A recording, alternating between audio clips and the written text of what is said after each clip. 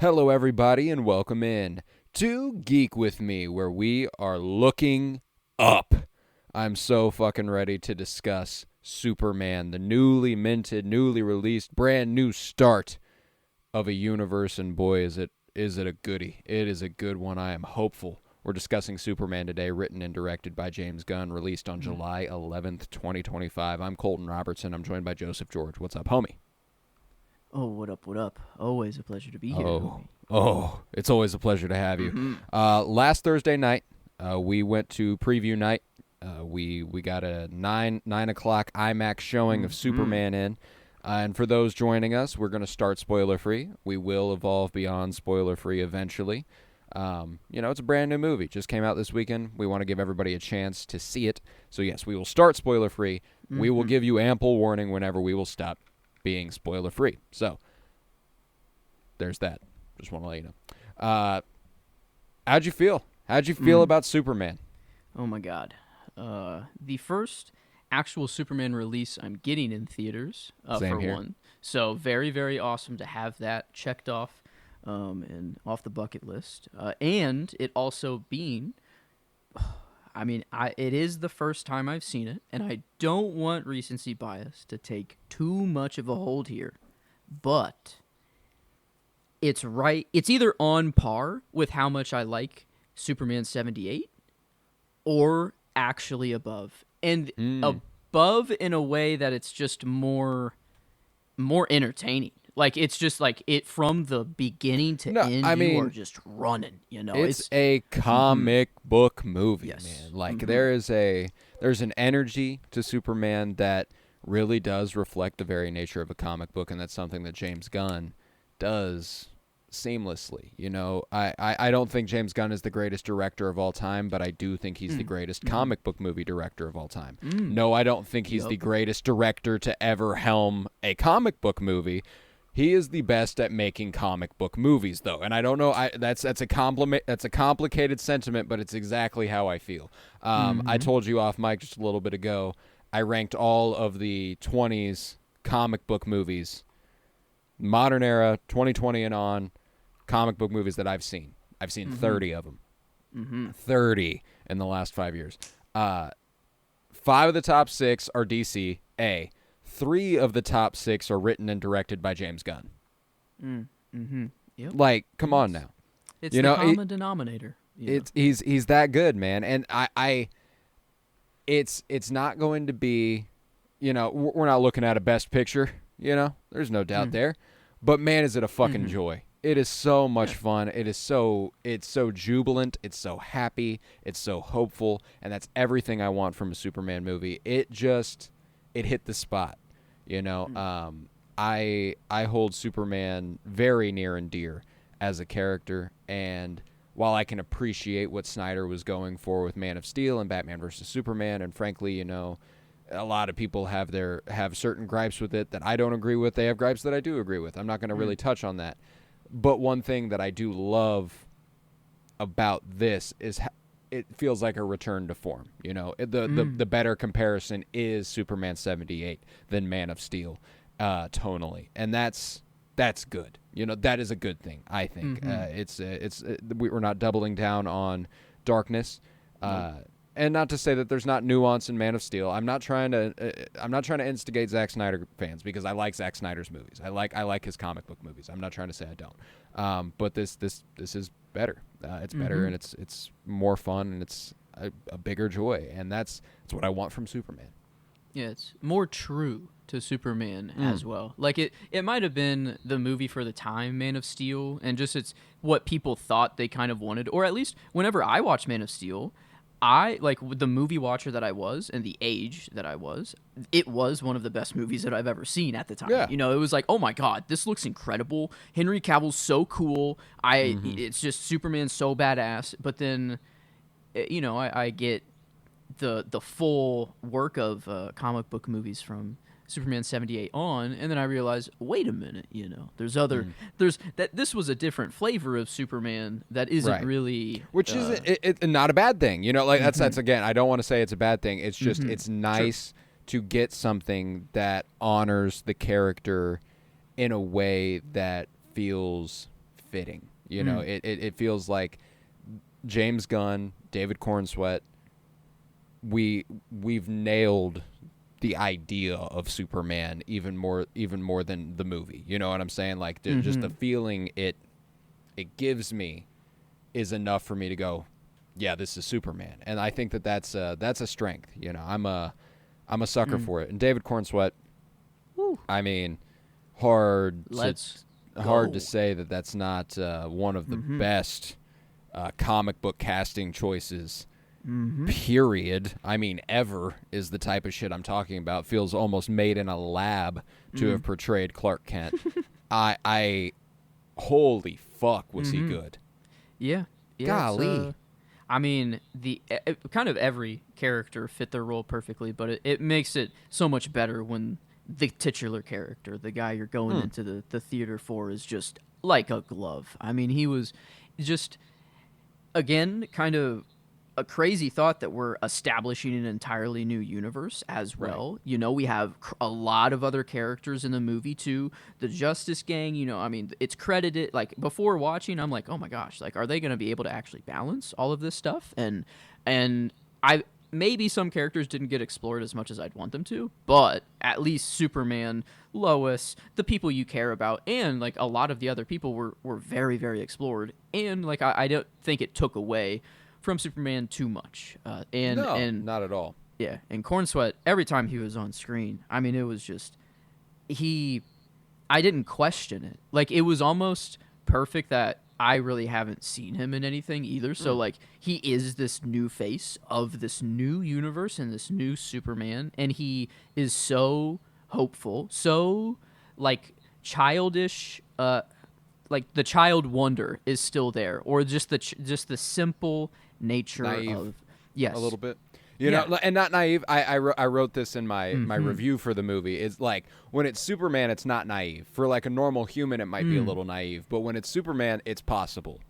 You know what I'm saying? Like, and that's what's really, really cool about the character, is how much love he has in his heart for everything. You know, Lois literally puts it to him in this movie. You know, you trust everybody.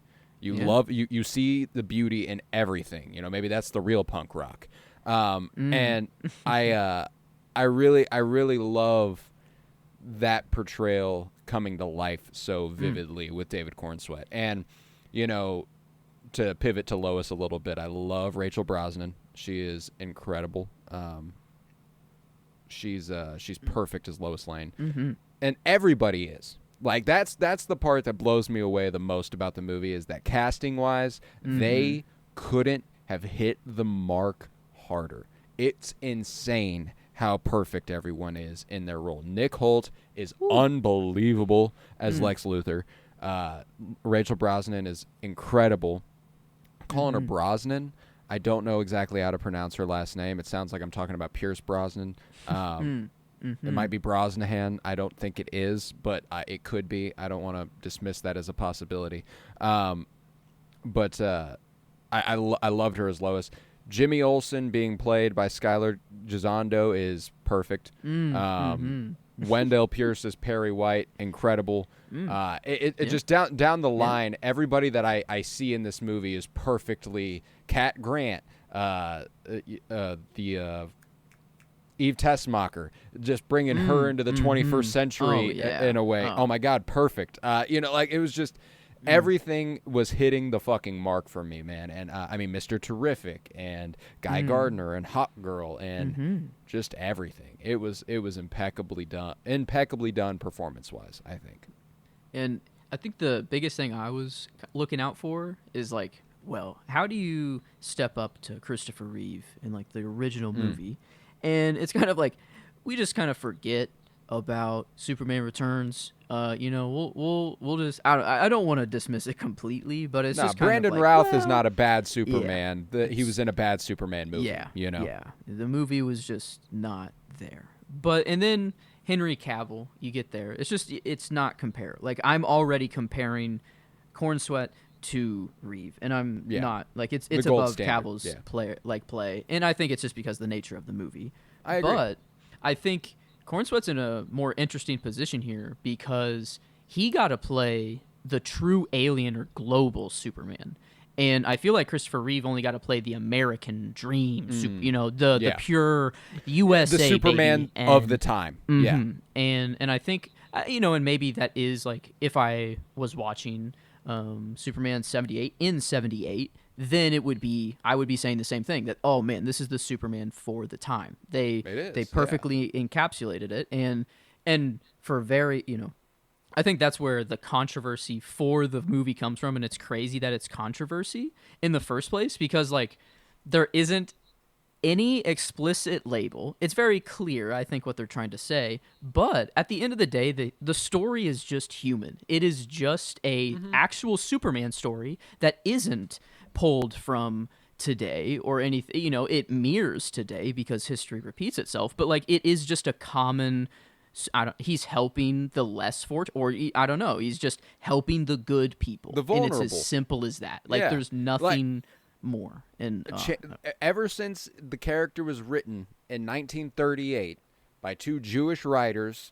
right before World War II, during the rise of Nazi Germany, Superman was written as a champion of the oppressed, literally called a champion of the oppressed in the 1930s. Wow. So the idea that for some reason he wouldn't be is asinine. I do love the idea that this movie takes an entirely apolitical stance on the side of goodness and kindness and love. Yeah. And if you are able to project certain political leanings onto that, then you've got a pretty good idea of things. You know what I'm saying? Like because what I love about Superman is he takes these things and he makes them very simple. People were going to die. Vulnerable people who were dwarfed by the scale of an enemy were going to be overrun, and I stopped it.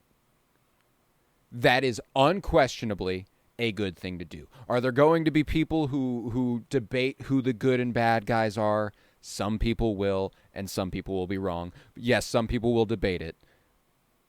But there's no question who the vulnerable one was. Who the vulnerable are. Yeah. That is who Superman is there to protect. And that's why I love this movie. I ultimately I've already reached it. I walked out of the movie theater going, I liked it, but I didn't love it. And it's something that happens to me with every movie that my expectations are through the fucking roof for. Yeah. You know what I'm saying? Like the movie going into this that was the obvious I want it to be that is Superman 78, which is my favorite comic book movie of all time. That's not fair. Up to that. Yeah, that's not fair. So like so that's one of those things where that's the obvious one I want it to be. I go in, it's like, "Oh wait, this isn't a movie I've been watching for a very long time that I watch every year on my birthday." Hold on. Hold on. Yeah. What happened? No, but and that's not fair. So, in the time removed, whenever I wrote my review on Substack, I started laying out my issues with the film, and then I'd immediately qualify it with what about it actually did work within the context of the movie, and then I was like, oh wait, now the criticism seems invalid. Now I don't know that I actually stand by that criticism. Yes, it exists, but now I've talked myself back into liking that aspect of the film. So I walked out of the movie going, I like it, but I don't love it. I do think with a rewatch I could, though. I don't even need the rewatch. I want it desperately. I'm there, though. I love this movie. And that's strong. That's something that really, really entertaining and lovely movies do. And, that's not something that again, we're not talking about a best picture here. We're not talking about an art house film. It's not going to win awards, but it's going to win the hearts of a lot of people. And that's good. It is a summer blockbuster of all summer blockbusters. It's going to inspire kids in a major way, which I absolutely adore. I love that. I love the idea of a small child getting to watch this as their first Superman movie. That must be a joy. man. I envy that child. You know what I'm saying? Like, and that's what I love about this movie. Again, is that it ignites the inner child. I think it really makes you go, oh my god. It makes you feel young. You know, it makes you feel alive, and I think that's great because. Another thing that I love about James Gunn as a filmmaker, and specifically what he's done with DC, is his DC stuff up to this point was The Suicide Squad, Peacemaker, and Creature Commandos. Damn. All rated R, all raunchy, all dirty, all not family friendly. So Superman was going to be interesting for that reason, and he fucking nailed it. You know what I'm saying? Like there was, it was perfect for that environment, and the idea that he's got that versatility, which you kind of saw with Guardians, but even that leaned closer to the tone of Suicide Squad, Creature Commandos, Peacemaker than this did. That was the only thing I was even slightly concerned about, and I wasn't really concerned about it, but it was my thing. I was like, will he be able to tone down his comedic sensibility for this environment?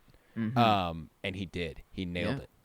Yeah, he definitely did. And I think he, maybe out of every comic book director, he is not afraid to be comic booky or to be silly, or not even silly. He takes everything at face value. Like, you watch Superman 78, if you see a screenshot of it before you even see the movie, you might look at that costume and be like, that's the costume he's wearing. But then you watch the movie and Christopher Reeve wears it with just the absolute confidence of I don't, just who he is. And it's like, oh, no, that's just Superman. And it's like, but James Gunn has this, like, throughout his whole movie, it's like he's not afraid to have Crypto in there to be that comedic relief whenever you need it, and then get really, really emotional in some scenes, you know, that I guess I don't want to say any specific one yet. No, but we'll get there. I think there was really only one time I feel like that I cried. I was like, okay, this is fucking it. I was like, it hit me on all the strings, and like one good cry. And then I guess in 78 though, I feel like I do cry a lot more. I'm a lot more emotional. I tear up. I tear up a few times in this one. You know, I maybe not full blown cry, but that is the one thing on a negative side of things that I will say is that it didn't hit me the way I wanted it to. It didn't hit me the way previous Gunn movies have, which is kind of why, like, emotionally, I mean. And I think maybe a rewatch it could. You know, I think maybe a second time around it could hit me that way. I think that on a first watch I'm being more, I almost don't want to miss anything, so I don't allow myself to miss anything, you know? We have I guess a couple things going on. Like, we have to talk about it for a podcast. So we have that, like, in the back of our mind. That might be like a 2% or like everything. a 5%, you know? And then there's also, James Gunn is establishing an entirely new open DC universe, and I have to pick, you know, hopefully every little Easter egg. You know, I'm kind of like Marvel mode in that sense. But then I also have, like, the part of my brain I want to take over and just be like, no, just enjoy the Superman movie. Actually, and I think they make that, they pack the movie so, like, it is just kind of moving so fast that you kind of have to just surrender to the ride and just I don't know, you go, and it's not, I don't know, like, there aren't the kind of, like, the opening of 78 being very, very slow in Smallville, and, you know, we get the Kansas story, and it's very, you know, the good old responsibility and all that, and here, boom, we're hitting the ground running and going, and the universe is just already lived in. It's not like Iron Man, where they, like, Iron Man's the only superhero in this universe at this point, and then the next movie, we add another one and we'll work it in. It's like, no, this is just, this universe has been lived in and shit has happened that we can't even think of yet. And it's just like, well, it hasn't been written yet. So, like, or maybe it has and there are plans, but I feel like this energy is perfect. I'm going to read you something because this is part of the, this is a spoiler-free thing.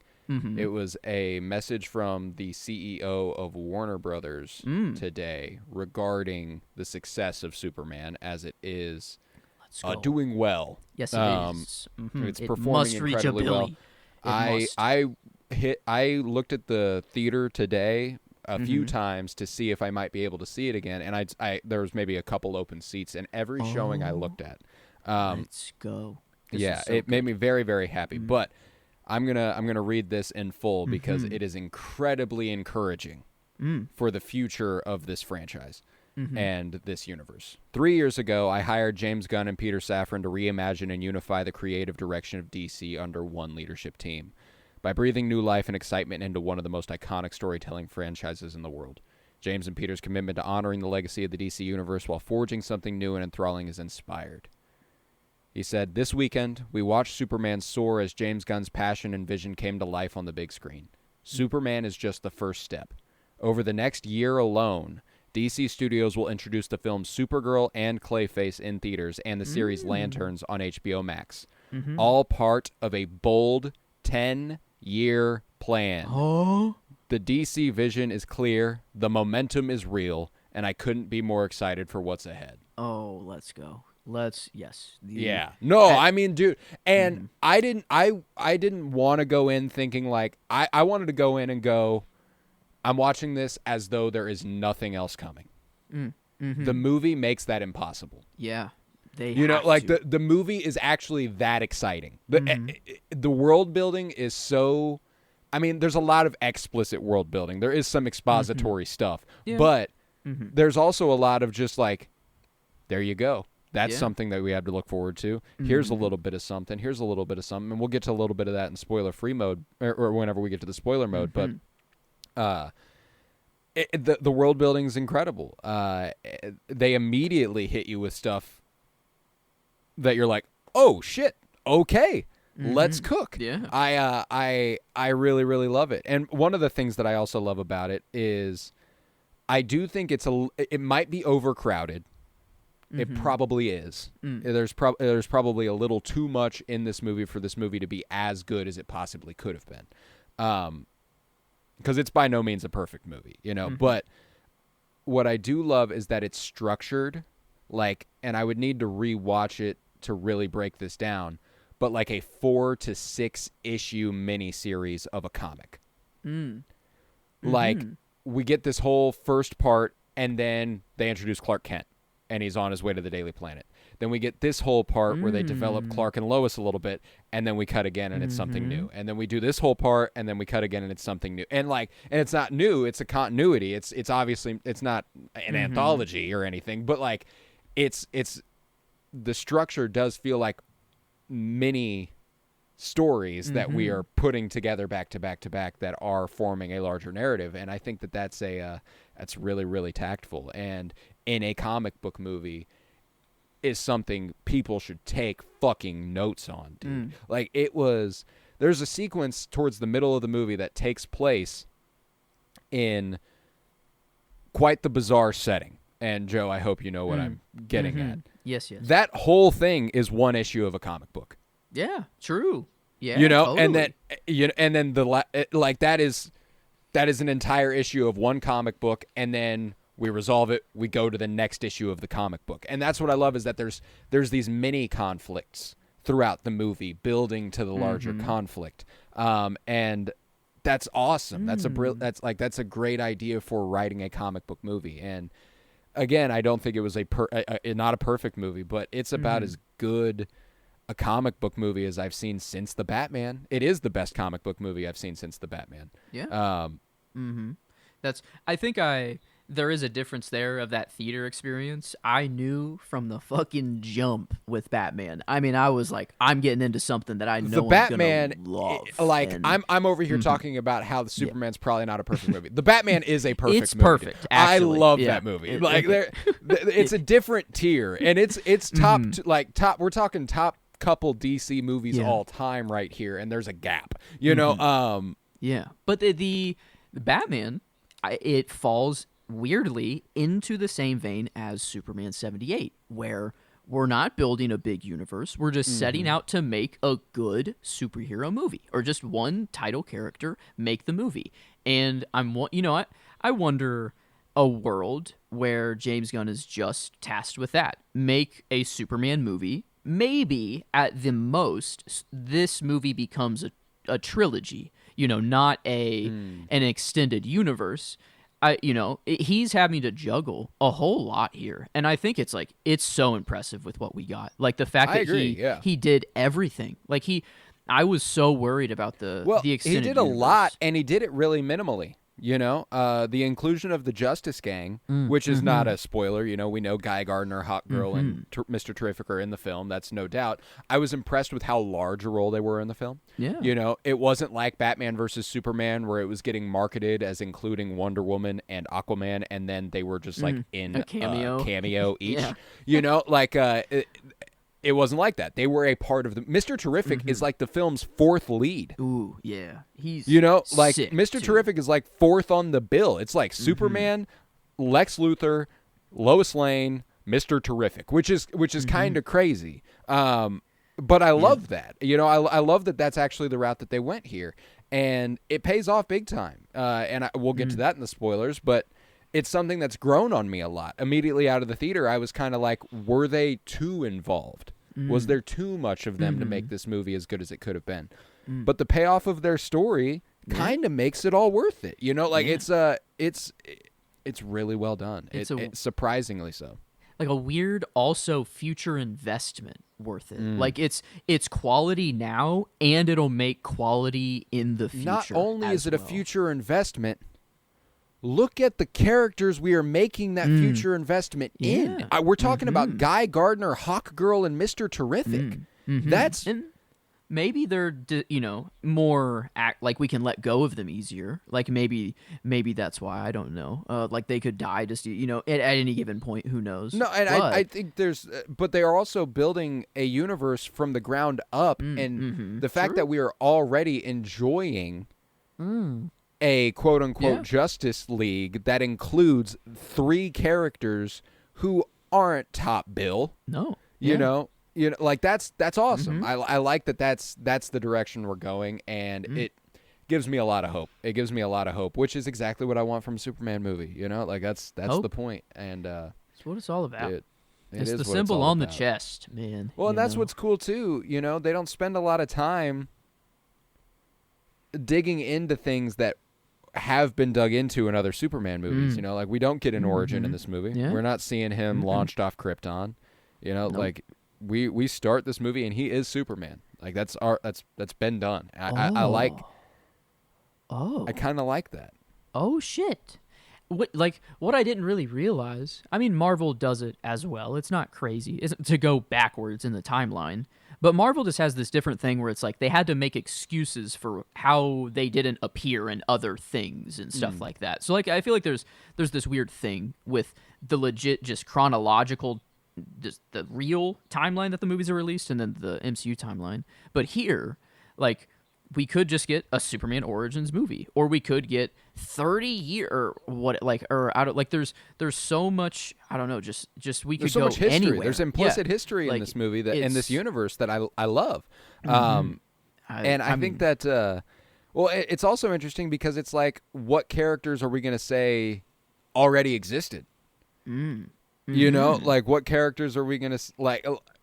How many of those exist? I'm so excited. I'm so curious about the world that we're existing in. It's electric. And another thing that's really, really enticing that is typically, it's not an actual criticism of Marvel movies, because it's a superhero movie. You want to focus on your main character. That's it. There's literally a scene in this movie where Superman's taking a breather with a giant kaiju outside. Yeah. Because there's 3 other superheroes who can handle it. Like that's cool. That was in the trailer, and I remember being like, why? How is he is just Superman sitting there? Why is he sitting just sitting there? Right? Yeah, How exactly. the hell Exactly. is he? And it's perfect. It perfectly makes sense. It's like, perfect. And the idea that, and I'll get, I have more thoughts on this, but the idea that the Batman Brave and the Bold is something that we could be getting around the corner. I'm not entirely convinced it exists. I'll talk about that later. The idea that in any of these movies, the cool thing about this Superman, about David Cornsweet, not being an A-lister, well, he is now, but before, like, kind of this being what he is, it doesn't feel impossible that Superman pops up in other things. Like Yeah. you said, he's not just in Metropolis this movie. You know, he's not just concerning himself with this. He's not just in New York. You know, he's not just doing that. He's not just doing this. He could be anywhere. And the idea that a lot of the heroes can operate that way is really exciting. You know, and I'm not saying that in a way that's like, oh, I hope that we get this cameo or this cameo. Yeah. Not strictly, but that's kind of part of comic books. That's a fun part of comic books. You know, whenever you get like a little glimpse of a character on the cover that's like, oh, and this character's in this issue. That's fun. That's fun stuff. Even if it is for just the last page or something, you know, like that's dope. And that's part of the lifeblood of comics. So if we can get that in a meaningful capacity in a movie, in shows, that would be very cool, you know? Like, it was one of the things I loved in Creature Commandos. Like, we got our quote-unquote first glimpse of DCU Batman in Creature Commandos because they show him arresting one of the Creature Commandos. Or not arresting, but fighting one of the Creature Commandos. Like, his silhouette, and that's all. And then you move on. You know, like, that's sick. I love that. Yeah, I didn't want to go in with the expectation that, okay, the DC universe is going to take off and I'm going to get whatever the plan is and it's going to be great and I'm going to enjoy the renaissance of comic book movies coming back to life. But now hearing that statement from the CEO, which is very, very, oh my God, thank God the money is behind it, you know, like, right. Yes. And the fact that the money is behind it is very, very nice to hear because, I mean, I hope. Well, and that was a preordained statement that we would not have gotten if this movie flopped, for the record. Yeah. And I mean, it just, people might find it controversial. Like the only bad things people can say about it is if you have a political stance on it, I feel like, you know, or it's too full. But I think I heard an interesting take on the it's too full argument. And it's like, well, look at Oppenheimer and how many characters there are in a movie like that. Like in just a regular movie, or maybe not just Oppenheimer in general, but just in general, how many speaking characters that you have to track and understand, you know. And it's in a comic book movie, it's almost easier to track those people because they're wearing the same costume every time and they have the same tropes. I don't know. It's almost like you can pack more into a comic book movie and get away with it. And I might want that just pure Superman movie and just have it be Superman and Lois and Jimmy and just Metropolis and it might feel more cozy and at home, but like now we could get, I don't know, like anything, like a show that just covers Jimmy Olsen and, you know, Tessmacher now. I don't know. And I would love it. I mean, think that the Adventures of Jimmy Olsen is actually a distinct possibility on the other end of this movie. Oh, man. Which was a comic book series. It was a comic book series, The Adventures of Jimmy Olsen. So, like, it would not surprise me at all if James Gunn wanted to do an animated series about the Adventures of Jimmy Olsen. You know what I'm saying? Like, yeah. And there's ideas everywhere, like in the movie. One of the first 3 movies we are confirmed to get is a fucking Clayface movie. That's true. That's sick. Yeah. You know, like, anything is possible if one of the first 3 movies in this universe is about Clayface. You know? And I love that Clayface was chosen or greenlit because the screenplay or the script was just there. It was like, oh, wait, this script is good. This is that good. And it's written well. We have to get it in here somehow. And that versus, oh, we must have Robert Downey Jr. return as Doctor Doom in 25 years. How do we get there and plan every big cameo along the way and for the biggest amount of dollar signs and everything? And I think Marvel is pivoting. I think they have about that. Everything. Yeah, it's kind of like Marvel's big plan is just kind of like, you know, it's about money and you know it's about cameos and they think that's all we care about. But like these aren't cameos. Like, I don't know, like these are just characters in the part movie. of the movie. Yeah. And that's so much better. Like than just I don't know, a post-credit scene. I love and maybe what's funny is that this movie does feature a couple cameos. Yeah. Yeah, that's true. Yeah. You know, but like Mm-hmm. because of the presence of other characters that played a meaningful role in the story, nobody's even talking about them because they're also Yeah. unsurprising. It's like You the know, like cameo it's is actually a cameo and not the yeah, it's a expected literal like, cameo. They're not getting a musical sting. They're not getting a Uh-huh. like, whoa, everybody pause and clap. You know, like Yeah. it's Yeah, no, it's just natural. It's just like, Yeah. oh, they could show up here. Let's have them show up, and it makes sense. And it's just the at least the energy behind this. It feels so just crafted. It feels so feels thought genuine. out. It feels Yeah. earnest. Yeah, it feels like it's coming from a place of love. And that's what I love about James Gunn is that I think giving him the reins, a creative who loves these characters and loves this universe, he's going to greenlight stuff that is being created by people who love the characters they're That's writing and true. directing. You know, Yeah. like that's he'll see that, he'll see the earnestness, and that's something you can always count on with James Gunn. And you know, I think he nailed it. You know, I think he nailed it. There's I said earlier that it's not going to win any awards or anything, but the other side of that is it's a damn good comic book movie. Yeah. You know what I'm saying? Like it is a good looking comic book movie. It might not be, you know, an Oscar level cinematographic achievement or anything, but it's a good comic book movie and it looks good compared to, I don't know, 3 of the last 5 comic book movies from either universe. Like it looks better than a lot of them. And I mean, he's got his style. He's got his flair. Even during this movie, you could tell you were watching a James Gunn movie, which is something we credit auteurs for. Yeah, Wes Anderson. I Wes love Anderson. when I can tell You're watching something a Wes Wes Anderson is- movie yeah. and you're going, this is a Wes Anderson movie. When you watch a James Gunn movie, you know you're watching a James Gunn movie. And there's something to be said for that. You know, it's a style. It's not like it's something he's not just throwing shit at the wall and seeing what sticks. He knows what he likes to do. He knows what choices he wants to make. And I think that that's admirable. I think whenever you succeed in creating the thing you aim to make, there's no reason to not be happy with it. There's no reason to not be proud of it or to at least see some good in it. And I think that's what happened here. I think James Gunn obviously created the movie he wanted to make, and I think he did a great job. So I'm about out of spoiler-free thoughts. I would be down to dig into a little bit get more of into the the spoiler stuff. gravy. You know what? I'll start the spoilery stuff with a spoiler-free thought. So this next sentence is the last spoiler-free Bum bum. sentence. This movie has some fucking bite. And what I mean by that is that there is no fucking doubt that there will be real life people who go, that's supposed to be me. And it's not, but it feels like it's not, but that's what it feels like. You know, there will be people who watch this, Elon Musk, that will watch this and go, that's supposed to be me. There will be people who watch this and probably won't ever watch it, but Benjamin Netanyahu, and will go, that's supposed to be me.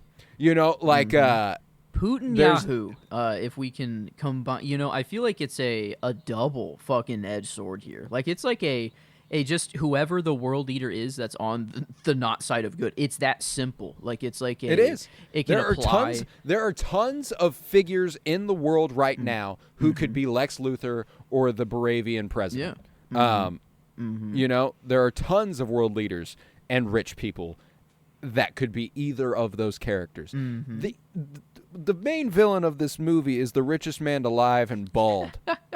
There's got to be one guy who really relates to that. You know what I'm saying? Who has a pocket dimension that stores anyone who isn't agreeing with their ideology and just is easier to disappear rather than to deal with. Or was just a petty little insignificance. You know, I'm going to revoke your citizenship because I don't agree with you type shit. You know, like that's... Yeah. And just I don't know, it is awesome that it is written so simply that like it's not pointing to anyone in particular, but you can clearly tell that they were pulling for inspiration. Like I think, and that's totally, I don't know. It's, and the it's for other the thing time. too is that even if I said it has some bite, it's still it's not revolutionary. It's not a bastion of leftist ideology that's going to make that's going to radicalize anybody. You know what I'm saying? In fact, it's pretty lukewarm politically. You know, like there's no doubt about that. Yeah. But there's enough there that I hope there will be people who, when they see it put this simply, go, oh, wait, right. You know, like that. Oh, I, in real life, have been kind of on the side of what Superman is fighting. Wait a minute. Yeah. That's probably not good. You know, I feel like the saddest difference between Superman 78 and this Superman is that Superman 78 could act this way and it was not corny. It was like actually what like people were looking up to for like they needed a hero. I don't know, like when the comics released and I guess like that time whenever he's originally created, even more so I feel like it's like we need this creature of just pure hope and character, and then Reeve is playing like that to a T, and like it is, I don't think it's corny like during that time to just simply be good and be optimistic. Like it was more normal, which is weird to say, to be optimistic. But like we just live, I feel like, in a less optimistic time. We live in just weird conditions right now that doomerism is an epidemic. You know, like I've seen a lot of I saw Blue Sky, by the way. I've talked about this a lot. I fucking hate Twitter because it's full of Nazis now. Grok, too. Blue Sky is on the opposite end of the spectrum and every bit as insufferable. Like, yes, the amount of doomerism I see there.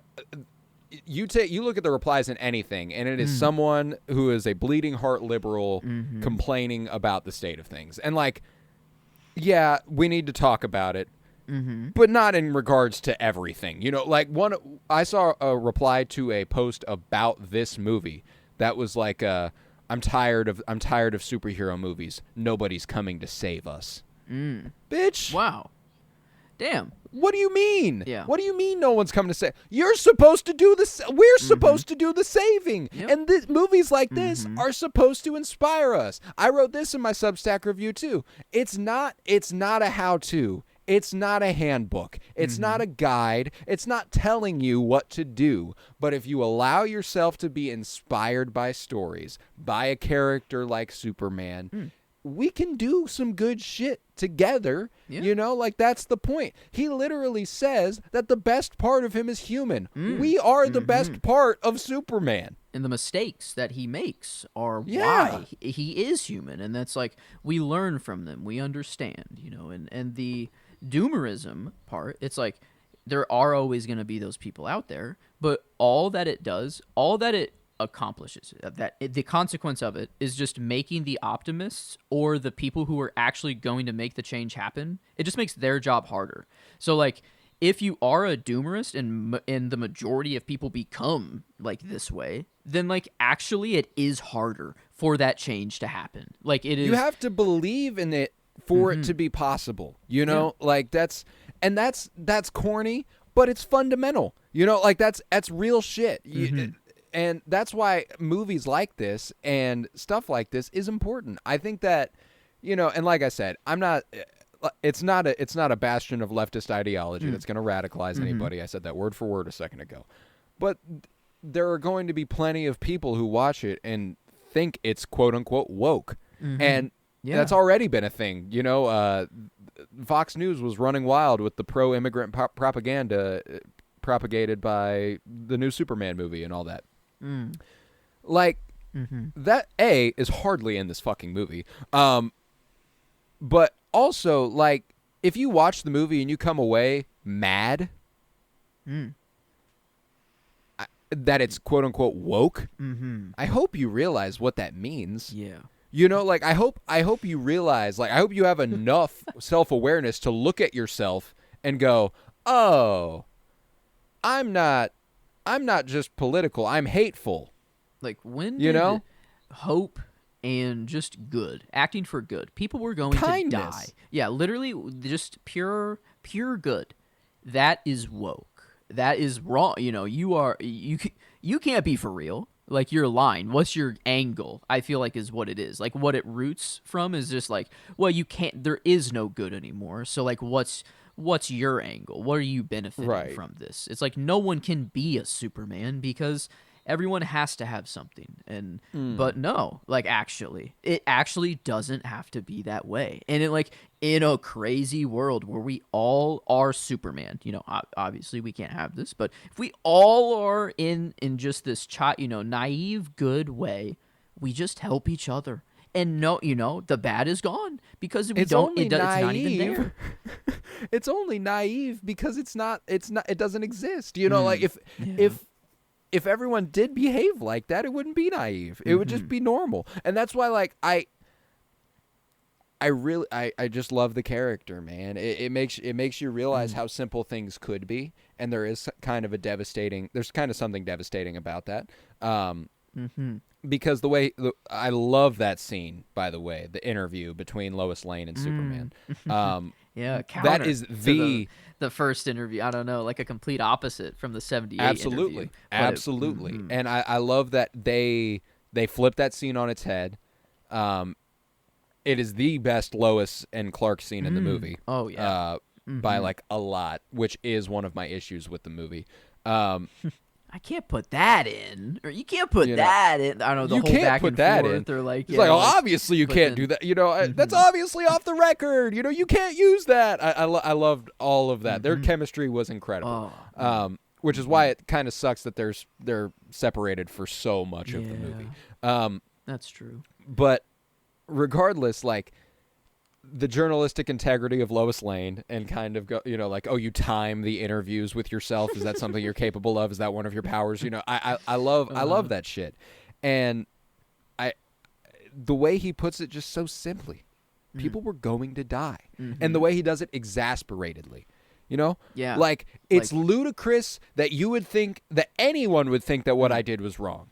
People were going to die and I stopped it. Yeah. So what the fuck are we talking about? And the realist, the cynic that Lois Lane is, which is she exists as a human in a human world. She goes, there are channels, there are people, there are. Did you ask the Secretary of State? Did you talk to the president? Did you do this? Did you talk to the Baravian president? And he goes, yeah, I talked to him gently against a cactus.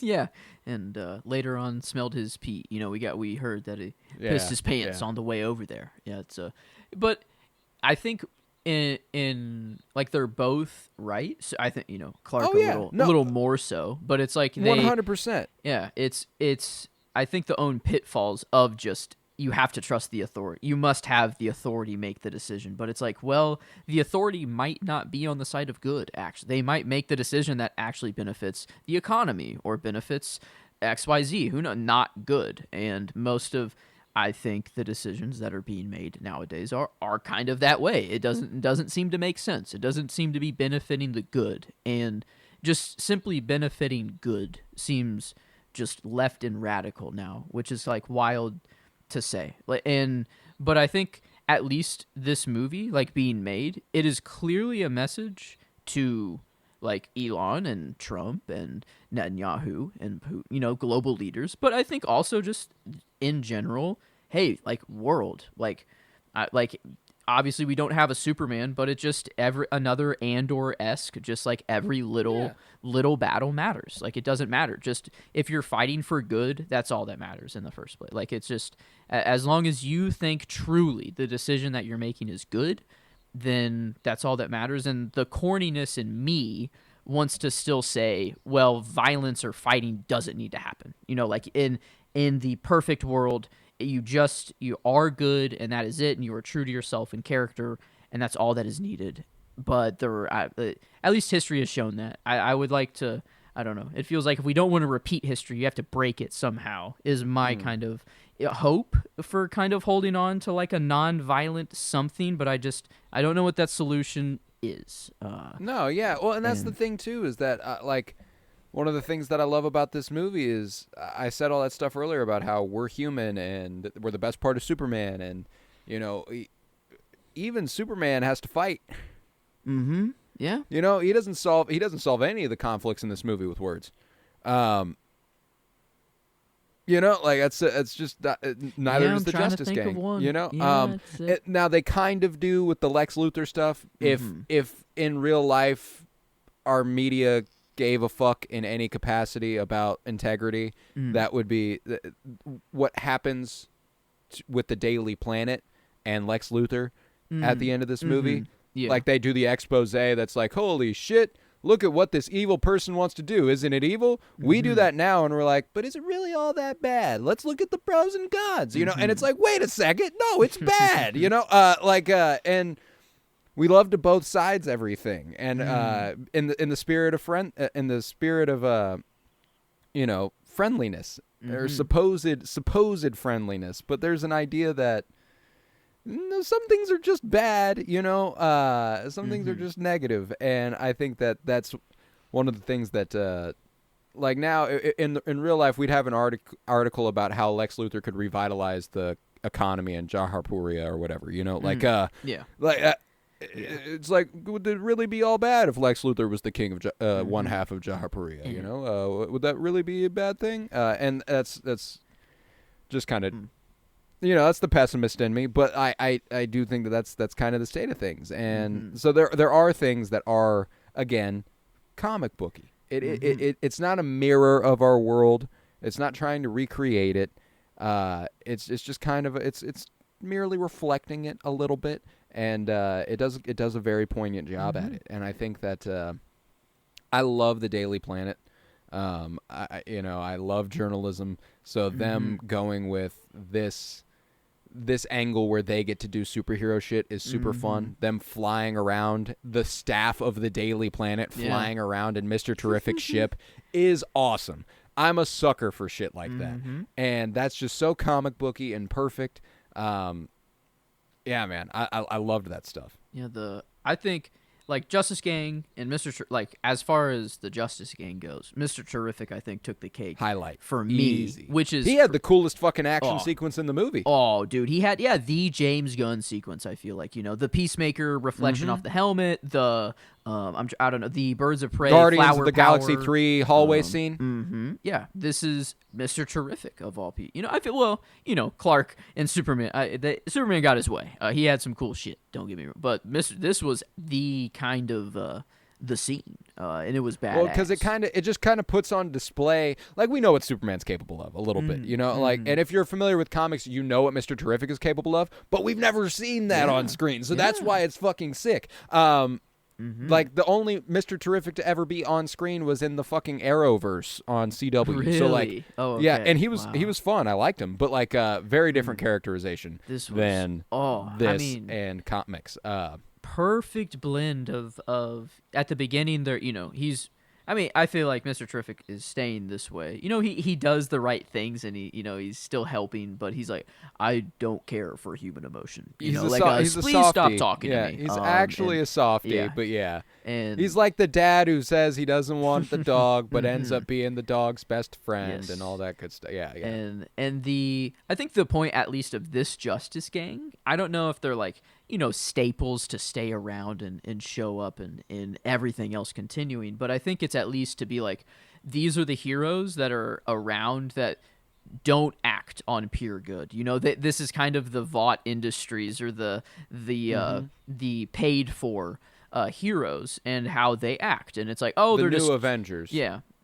Yeah. Oh, I guess I still haven't seen Thunderbolts. You haven't watched Thunderbolts, but it tracks with Vel and everything they're trying to do there. So it's like the idea of that. I love how they, in this movie alone, they're already being like, oh shit. They're like, wait a minute. Like maybe this hero stuff is actually what I'm in it for. And I love that it's slow. It hasn't been fully realized for some. There's still a little bit more that they might have to come through, and that's fun. They could be explored. And their resolution was sick though, because that's going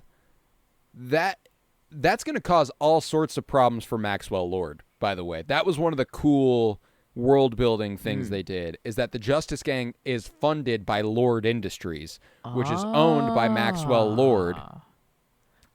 Which is played Okay. by Sean Gunn at the end of the movie. He's the one who goes, one thing that conservatives and liberals can agree on, Lex Luthor sucks. Yeah. You know, that's Maxwell Lord. He's the guy who funds the Justice League. So like, or the Justice Gang.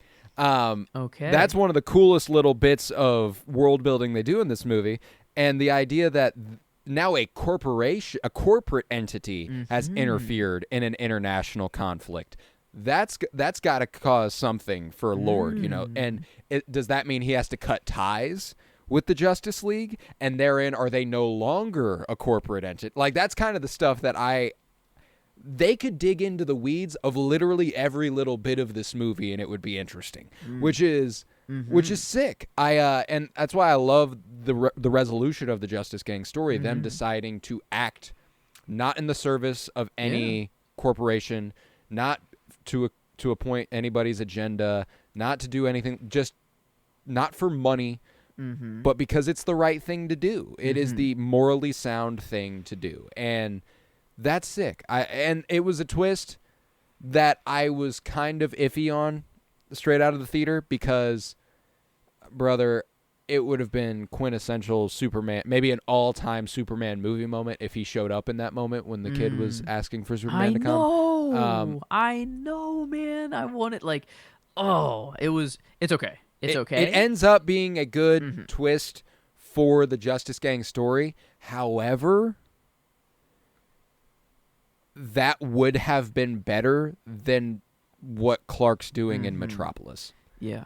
Just my opinion. I guess Clark already is dealing with the aftermath of involving himself in a global war. So like now it's just like, well, they're part of the ride too, so maybe they have to cut. Like they just cut ties with corporate completely and just go on acting on and good. I think that's possible, but you know, like, and again, I said that I think that would have been better than, because my thing is Mr. Terrific. I love that the degree of power and inspiration that Superman inspires is that people are under the impression, a man as smart as Mr. Terrific is under the impression that Superman might be able to do something about this hole that's opening in the world. Yeah. What the fuck is Superman going to do about the hole that's opening in the middle of the world, dude? He is better. I do genuinely think he is better suited to be helping over in Jaharpuria. But regardless, thematically, it makes sense that he's going to go and fight the ultimate Kryptonian version of himself that is not human and is, you know, like it doesn't have any of the individuality that he has and hasn't been raised in an environment that is human. He's an experiment, and he's, you know, like, yes, thematically, that is a good culmination to the movie. And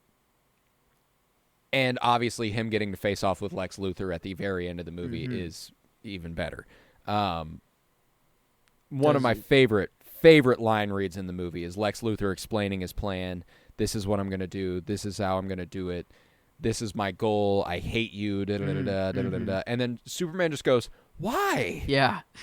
Yeah, just it doesn't make it. That is really. That's why. Like this. Is what we're doing? And there's not like that's why. Yeah. He's just like, what you're saying doesn't even begin to calculate for me. You are a hateful, spiteful, petty little man. You know, like that.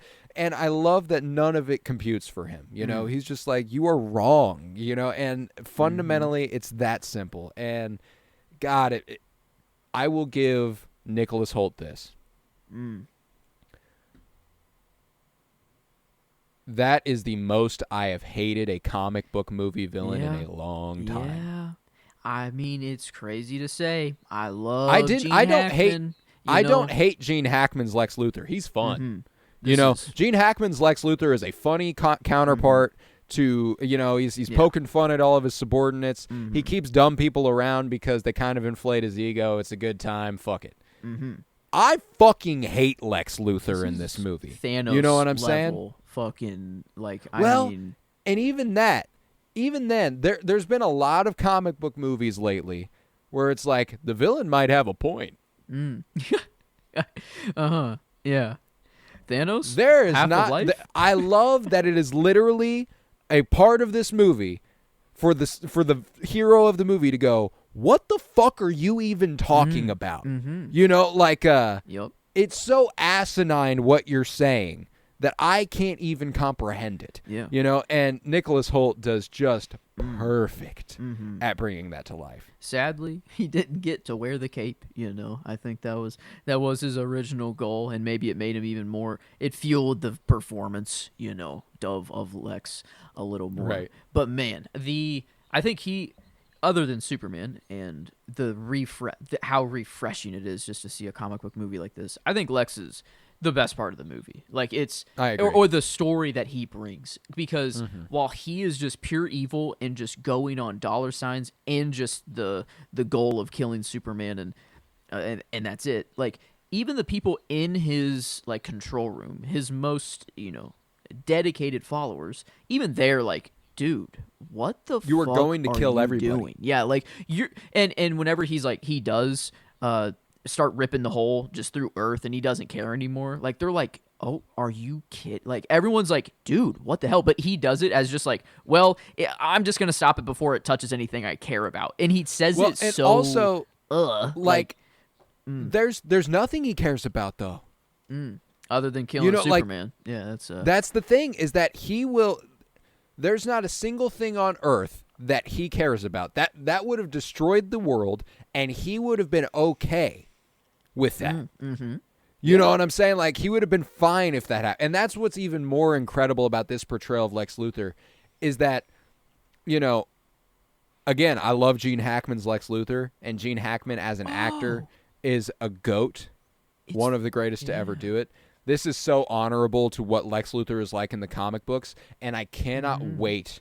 If the inspiration for this entire Superman story is All-Star Superman, I cannot wait for Nicholas Hoult to perform some of the stuff that Lex Luthor goes through.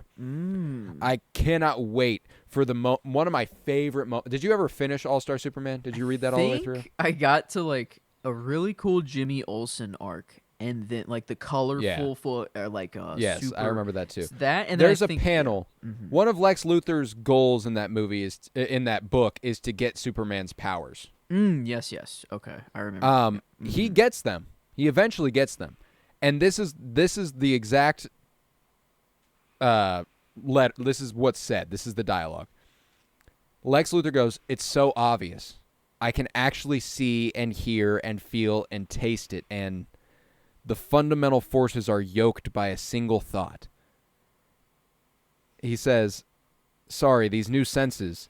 I can actually see the machinery and wire connecting and separating everything since it all began." This is how he sees all the time, every day. Like, it's all just us in here together, and we're all we've got. The moment he gets Superman's powers, he realizes how small we all are. And even he is small in that moment, dwarfed by the scale of his own ability. Like, almost when you have those powers, he realizes he has no choice but to be good. Yeah, because if not, it's just pure and utter obliteration. Like, it is just like he herald, or the interesting twist of making the message from home actually be, take over the planet, and kind of a Man of Steel, of the world engine, and that's the actual plan of everything. So I thought, really creative there, and I think it'd be really, really cool to still get the origin of that, and Bradley Cooper and Westworld, Clementine, Angela Seraphin. But it'd be cool to see them like come back, and we get Krypton, and I would be very interested in that. And I mean, Bradley Cooper as Jor-El is actually a really, really inspired choice, and it continues a herald of pretty great actors to have portrayed Jor-El, with Marlon Brando and Russell Crowe and Bradley Cooper. Like, that's a good lineage for Jor-El.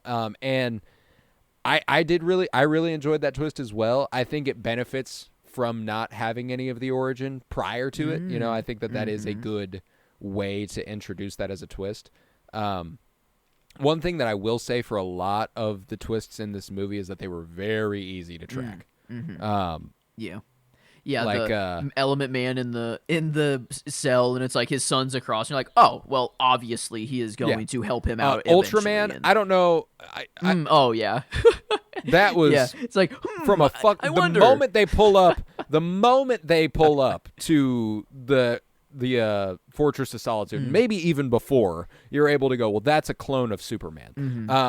I just from the mask. It's like, oh, they're hiding the face of this person. They are It's like, completely hiding every inch of this person. Yeah, that's Superman, or that is a clone of Superman. And yeah, so I mean, like, it's gonna blow the mind of a fucking 6-year-old, though. I'll tell you that much. Hey, I mean, it was at least when the reveal happened. The mask came. Oh, off it's sick. And everything. It's a great still reveal. Like, oh shit. Like, okay, like let's go. Like at least Superman knows of it now. Like he's naive enough, I guess, or there, like actually to have not to seen not know. So it's he's still cool. literally been fighting himself the whole movie. Yeah, like, and come on. It's now. like, oh, okay. Well, this makes sense. Me with a fucking Hulkbuster suit on as well, like the Hammer of Bavaria, and having Lex be the brain and have Ultraman that be being the brawn. Dude, that being the way we start this movie, was fucking gets his perfect. ass kicked. Like, bro is fucking down. Going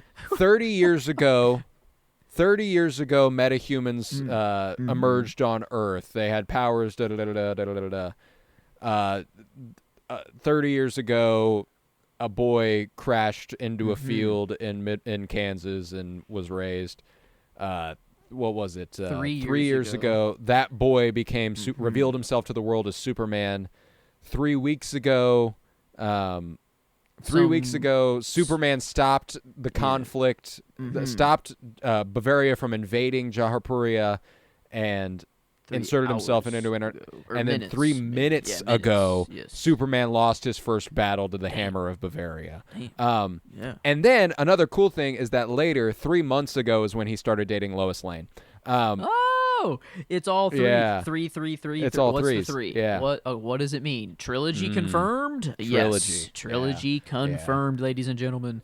Well, and then we have this thing today. Someone goes, so when's Superman 2 to James Gunn? And he goes, define Superman 2. What the fuck does that mean? Oh my. Yeah, it's just, well, it could He's going to be in shit. The next movie. I don't know. Maybe the next, like, it's not Superman 2, but say Superman 2 releases in 5 years or so, every movie in between still could have them pop up, and just their character development could continue. Yeah. And then it's just even better for That's when what that I'm second like. I movie think releases. James Gunn being the head of a connected universe is just, oh, I can't wait. I cannot wait. Yeah.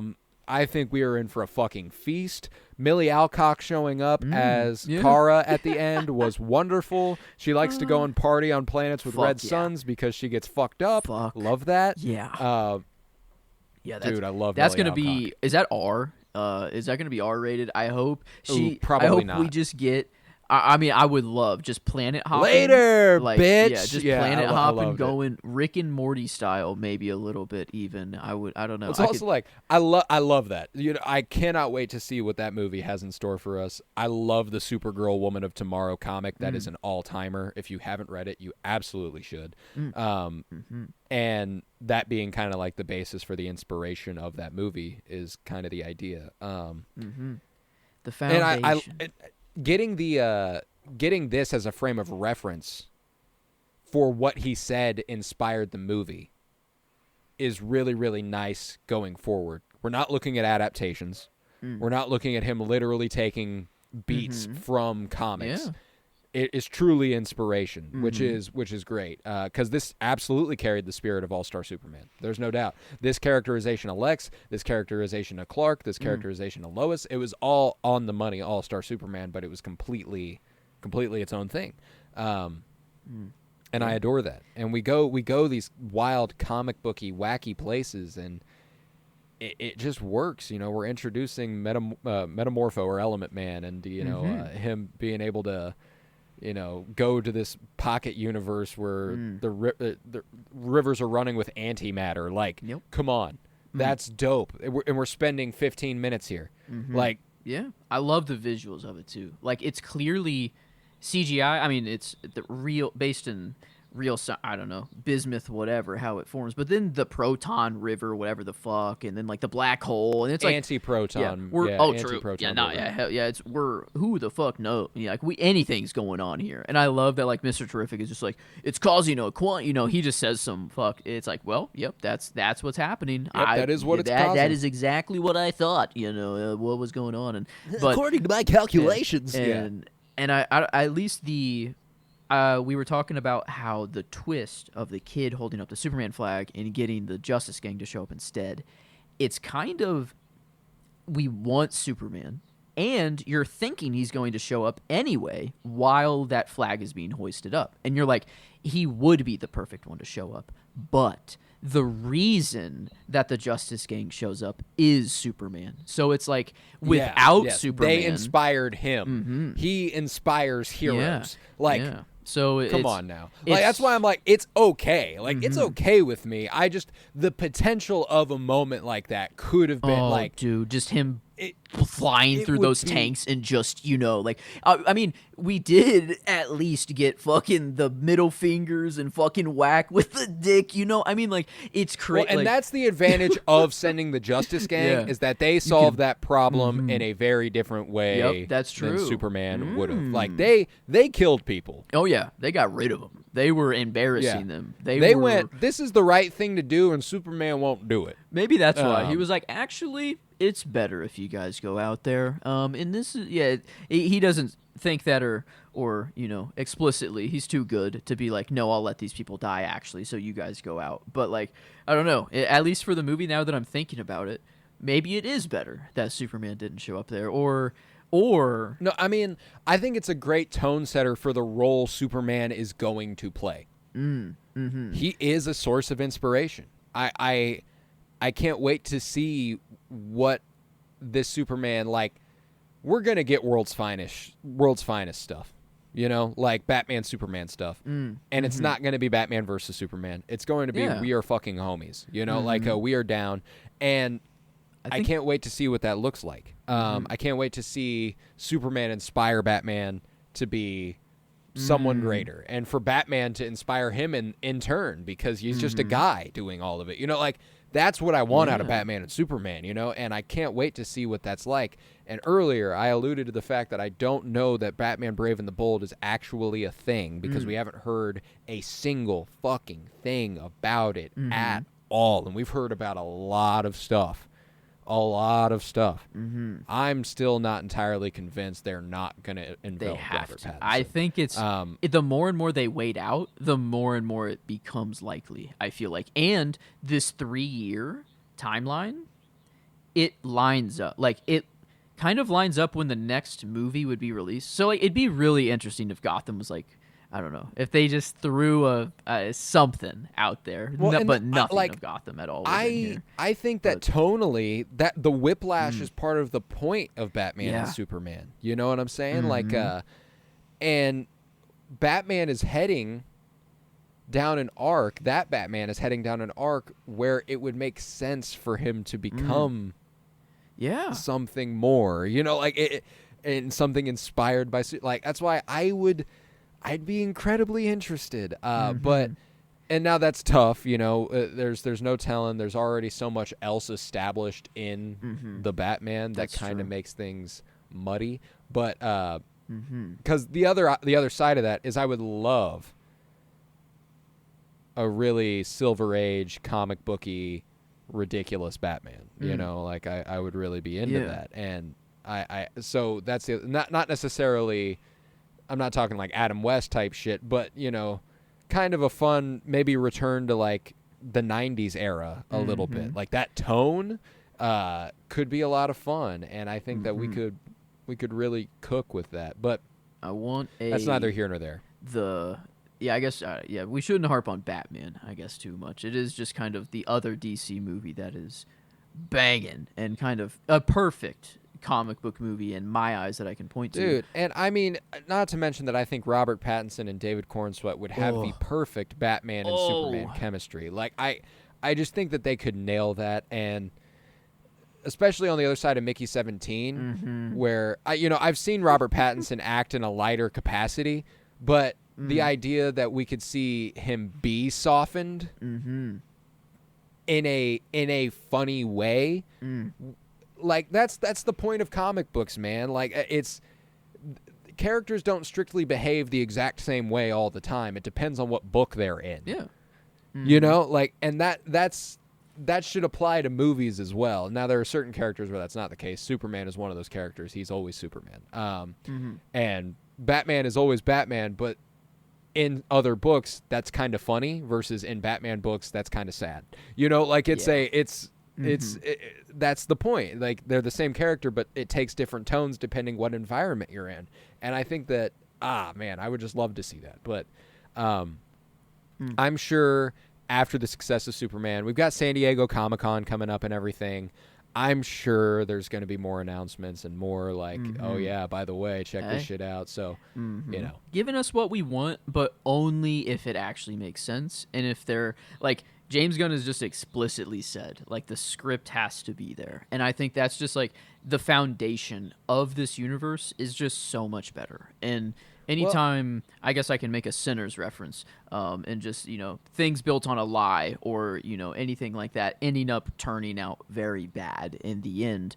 And no matter how the intentions are, it's like, I think that's Marvel. It's like their foundation itself was just kind of a little bit shaky, and then they kept piling on, and then it eventually just crashed down, and the foundation gave out. But this is solid. This is stalwart, fucking... Yeah. I don't know. I'm ready to go anywhere, and it's just Superman's the perfect character to do that with, to get all of this corniness and everything out of the. It's not corniness anymore. It's like we're back to form. This is in a tone. Comic book movies. This is the tone of the DC universe, and I love that. Man, I'm really happy with it. I've been doing like fan casting and shit in my head, and ever since, like all these different characters I want to see and all the actors I would love to see play them. I do have a Sinners one. I would love to see Miles Caton, the Sammy Preacher Boy, as Cyborg, as Victor Stone. I think that'd be perfect. I would love that. That's nice. I came up with a few that I really really like. Let's see, Wonder Woman.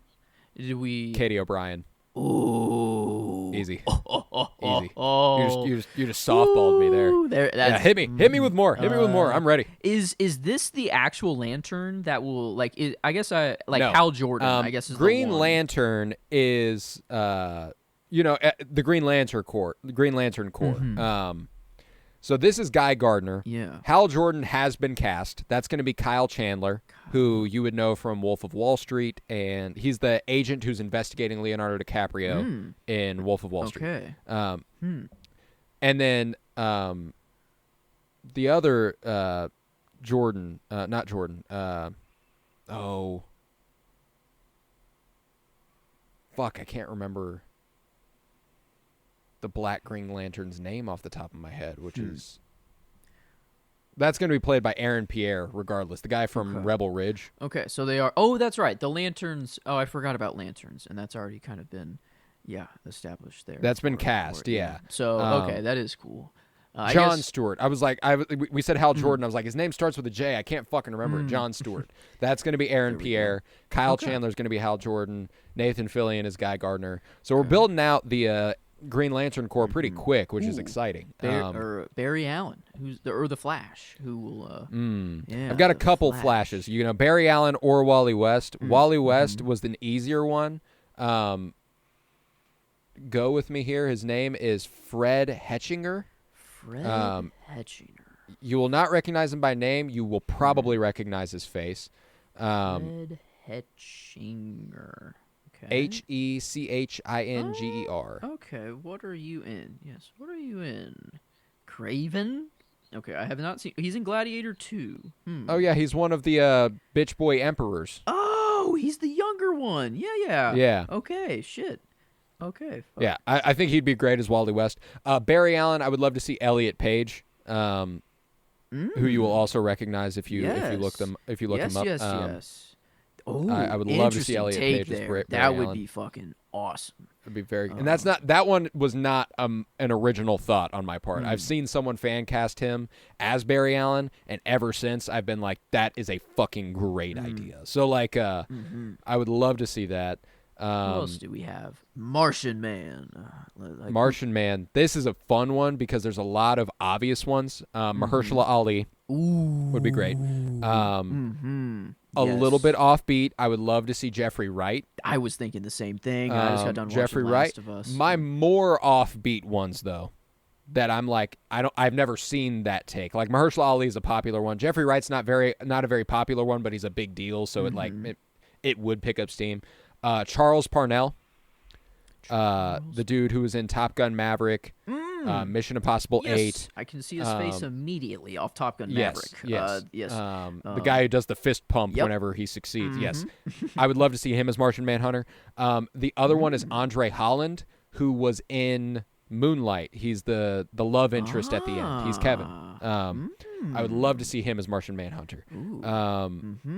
Manhunter. Yeah, so Thank I've you. been thinking I'm like, about Martian this. Man sounded a little weird. Yeah, Martian Manhunter. Hunter. That's the Forgot a word there. There we go though. The only one I cannot for the life of me figure out who would be a good Batman.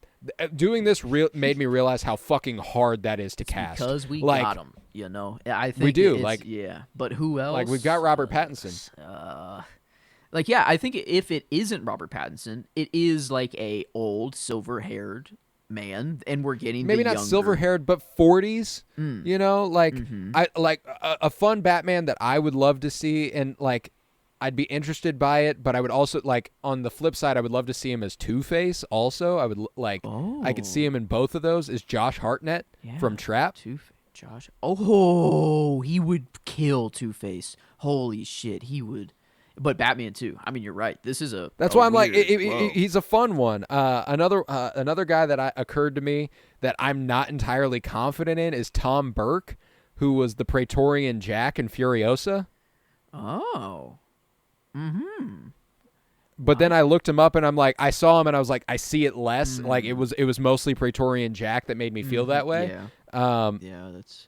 And I guess makeup and costume can go a long way, but yeah, you gotta. You gotta have the a certain feeling. vibe. And yeah, but yeah, I don't know. Building out Batman it's just weird. I think it's just as I am just hoping for everything to work out and the stars to align in a way. But yeah, I mean, I would love a Robin and Nightwing and all of them. God, I would love that. I would love kind that of story.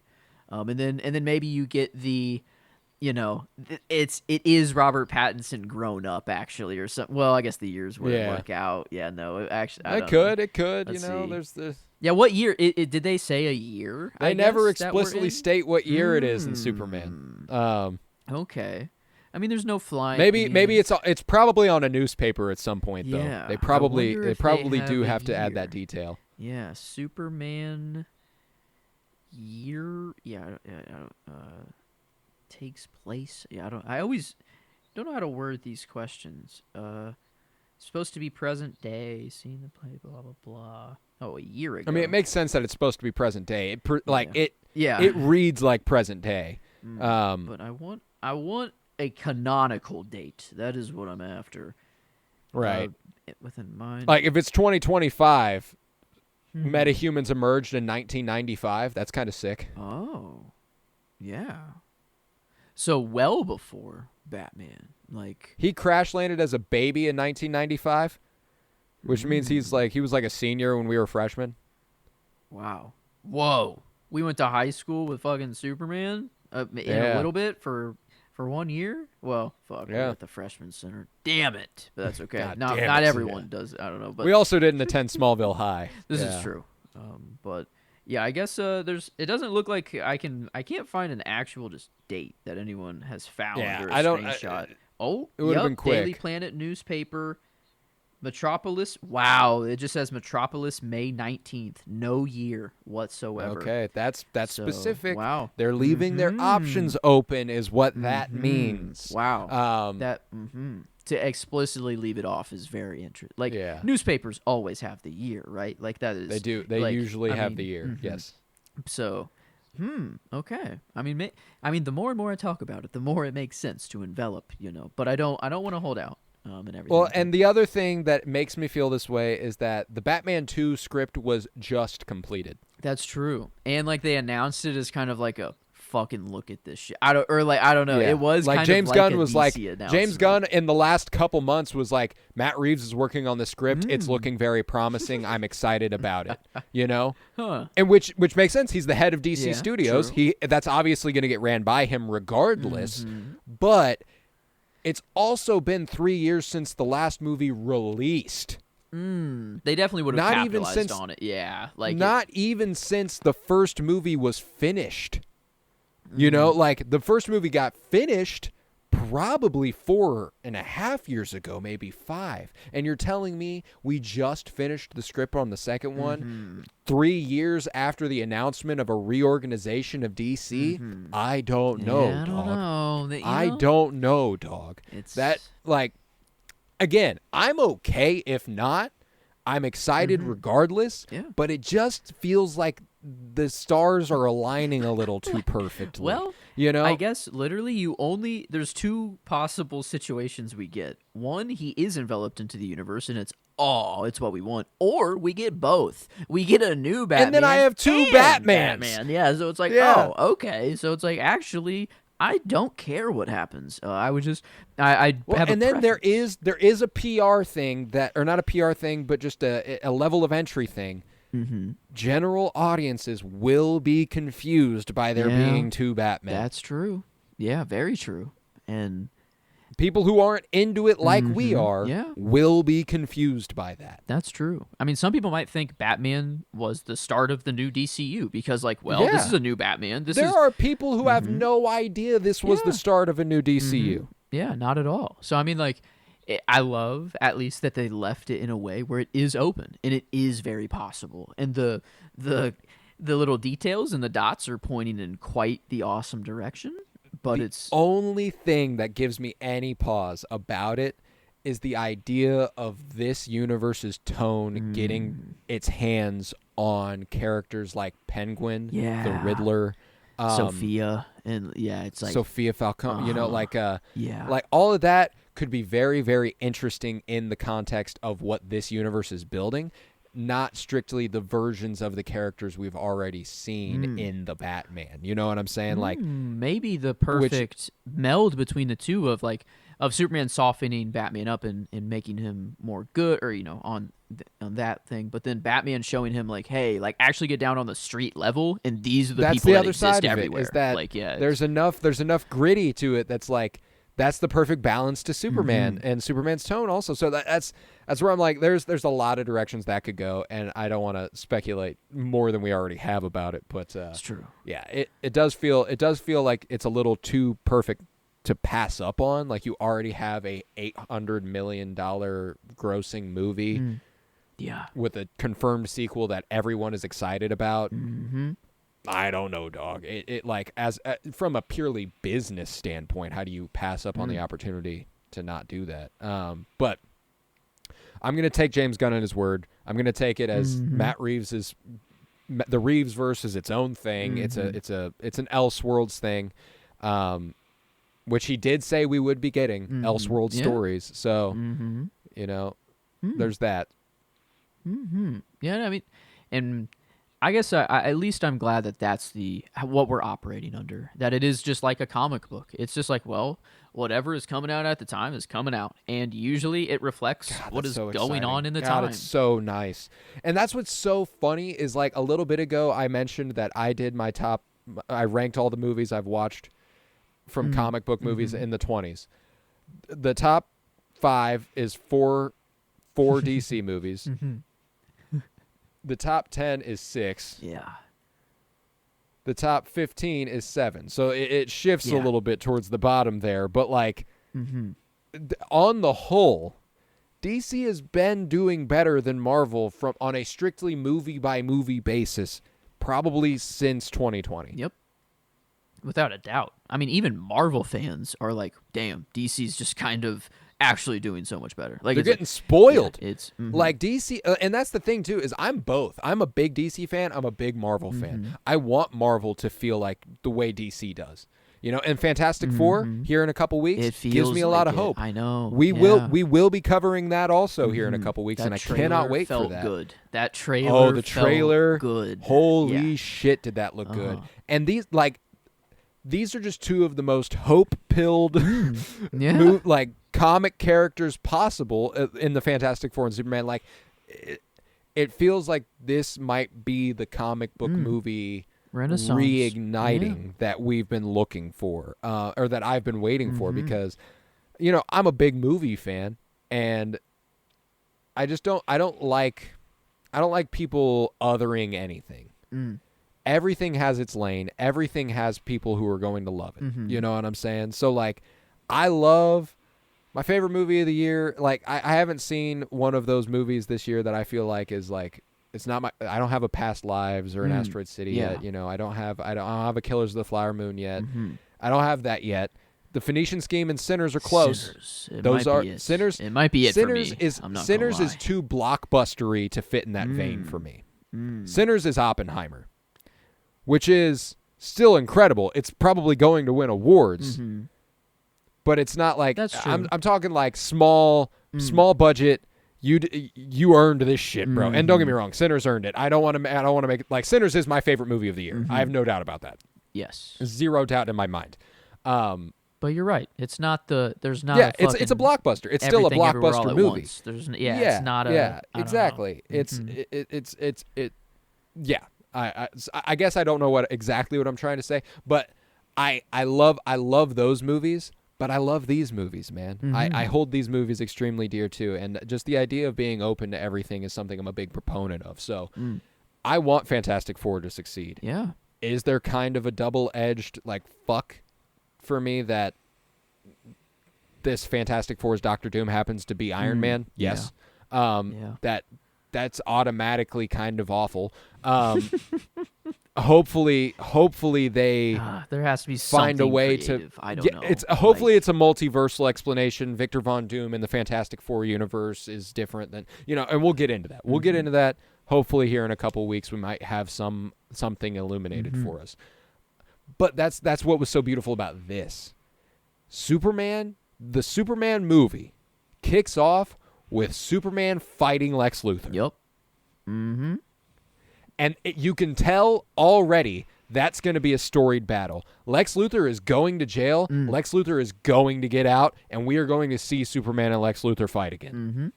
Yep. You know, like it's going to be a continuous rivalry between the superhero and his arch nemesis. And not just That's a one awesome. movie thing. Not just a Let's go. like the Joker is And Lex Luthor could become a larger threat. Yeah. We've got confirmed in the MCU, the Fantastic Four's greatest threat is going to immediately be a threat to everybody. We don't get to know Doctor Doom in this universe before. It's just, yep, Doctor Doom's a problem, and we know that. Doctor Doom has high ambitions. I get it. But goddamn, wouldn't it have been cool for Doctor Doom to be introduced in a Fantastic Four movie and just be a guy? I don't know, and just be their villain for a moment.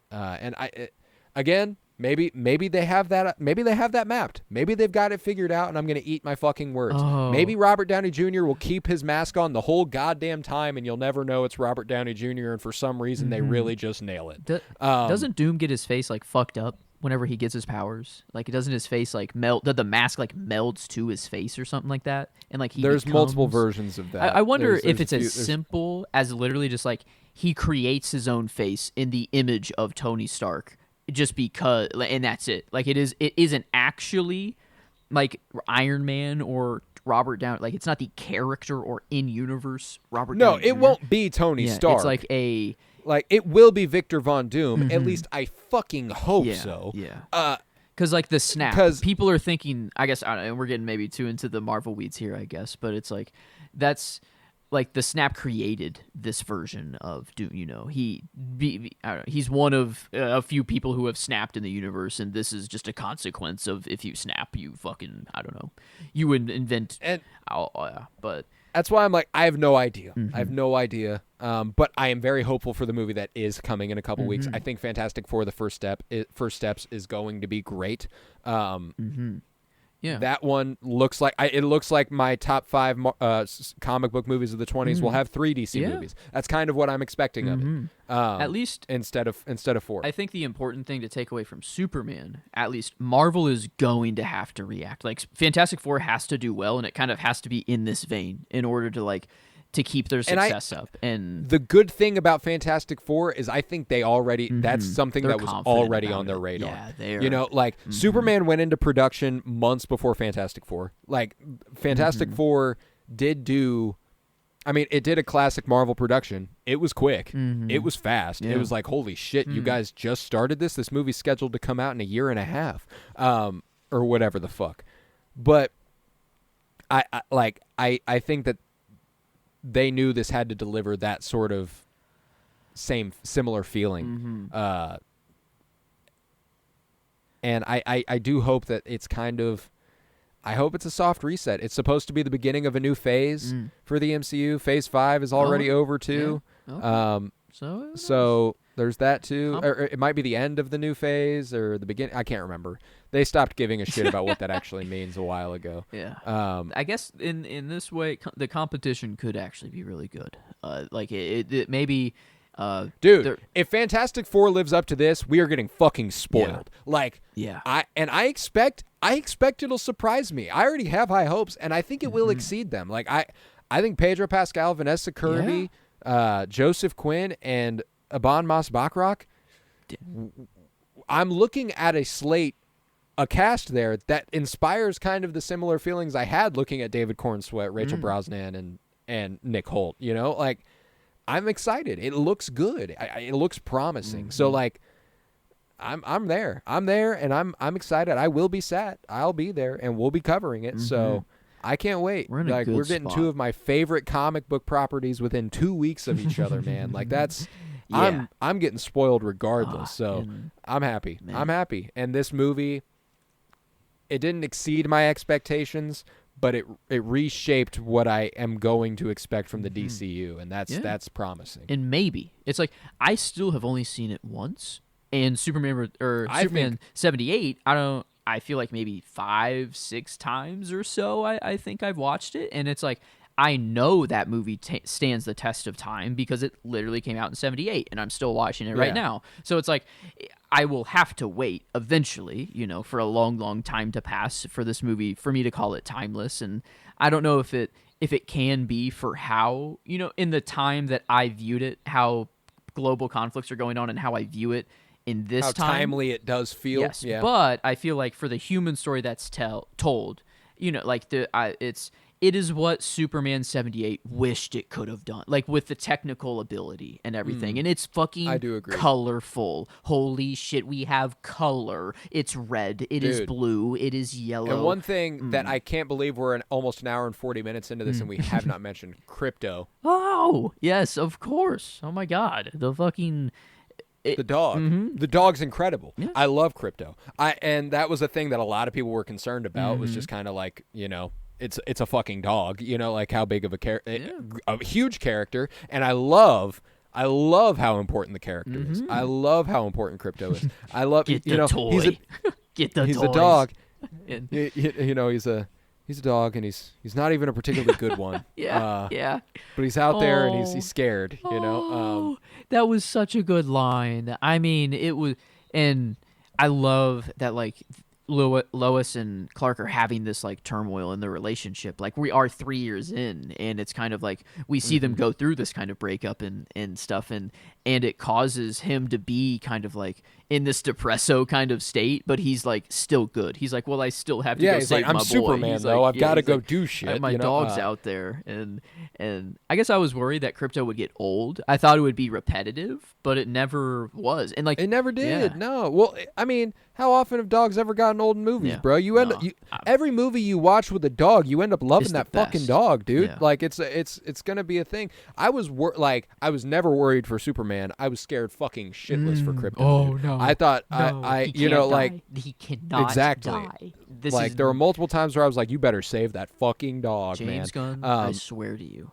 we have made multiple of these threats to Disney in the past and Kevin Feige. I will burn. I will come it to the Warner fuck Brothers down. Yeah, John Wick style. If you get rid of that fucking dog, I swear to God, it's over. I mean, but yeah, no. The Baba Yaga. Mm-hmm. Yeah, no, it's I loved it, man. I loved Crypto. I loved David Cornsweet.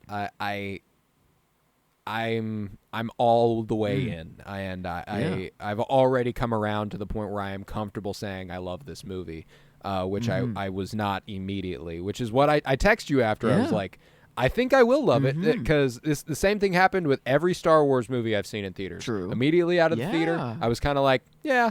That was solid. I liked it a lot, but I think I wanted more out of it. And then I sit with it for a little bit, and I'm like, holy shit, I loved that. That was incredible. I think about everything I loved about it, and I'm like, I loved it a lot. Yeah. So, yeah. Like, man, we haven't really said many bad things at all. I think, it's only been good, and it's on one viewing, and it's all been very memorable. Like, the whole movie is like, oh my God. And so badass, too. Like Lex... We've been talking for an hour and 40 minutes, and we've left out a lot of engineer, stuff. The fucking...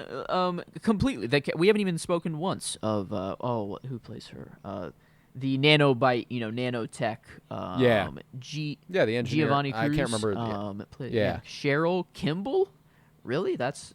interesting. I think just called the engineer, I think, right? Is what they called her? Yeah, she's never referred to by name in the movie. Yeah, but her character, I went maybe the most kind of like worst case scenario of expository use, I think, of just I have severed my humanity long ago for the I was like, well, I mean, I think we can understand some of these things through everything, but like I don't know, the tech was just super cool, and like the filling up his lungs or like that, and then him just flying up and then meteoring back down to Earth. I don't know, there was so many just insane action sequences that even him just flying around with the camera like super close up to his face and his chest just super boasted out, and I loved that view. I loved the shots whenever they were just like, now look at this shit, and it's just his chest. I loved it. But by the way, Giovanni Cruz played Cheryl Kimball. That was not the actress. It was Maria Gabriela de Faria that played the engineer. It's IMDb. The people on the main page, it's crazy. Yeah, Lois isn't even on they've there. It's all the robots. Because it's all James Gunn's regulars: Michael Rooker, Pom Clementif. What the f? I guess I don't know how Topcast works. I guess on IMDb and how they put one above the other.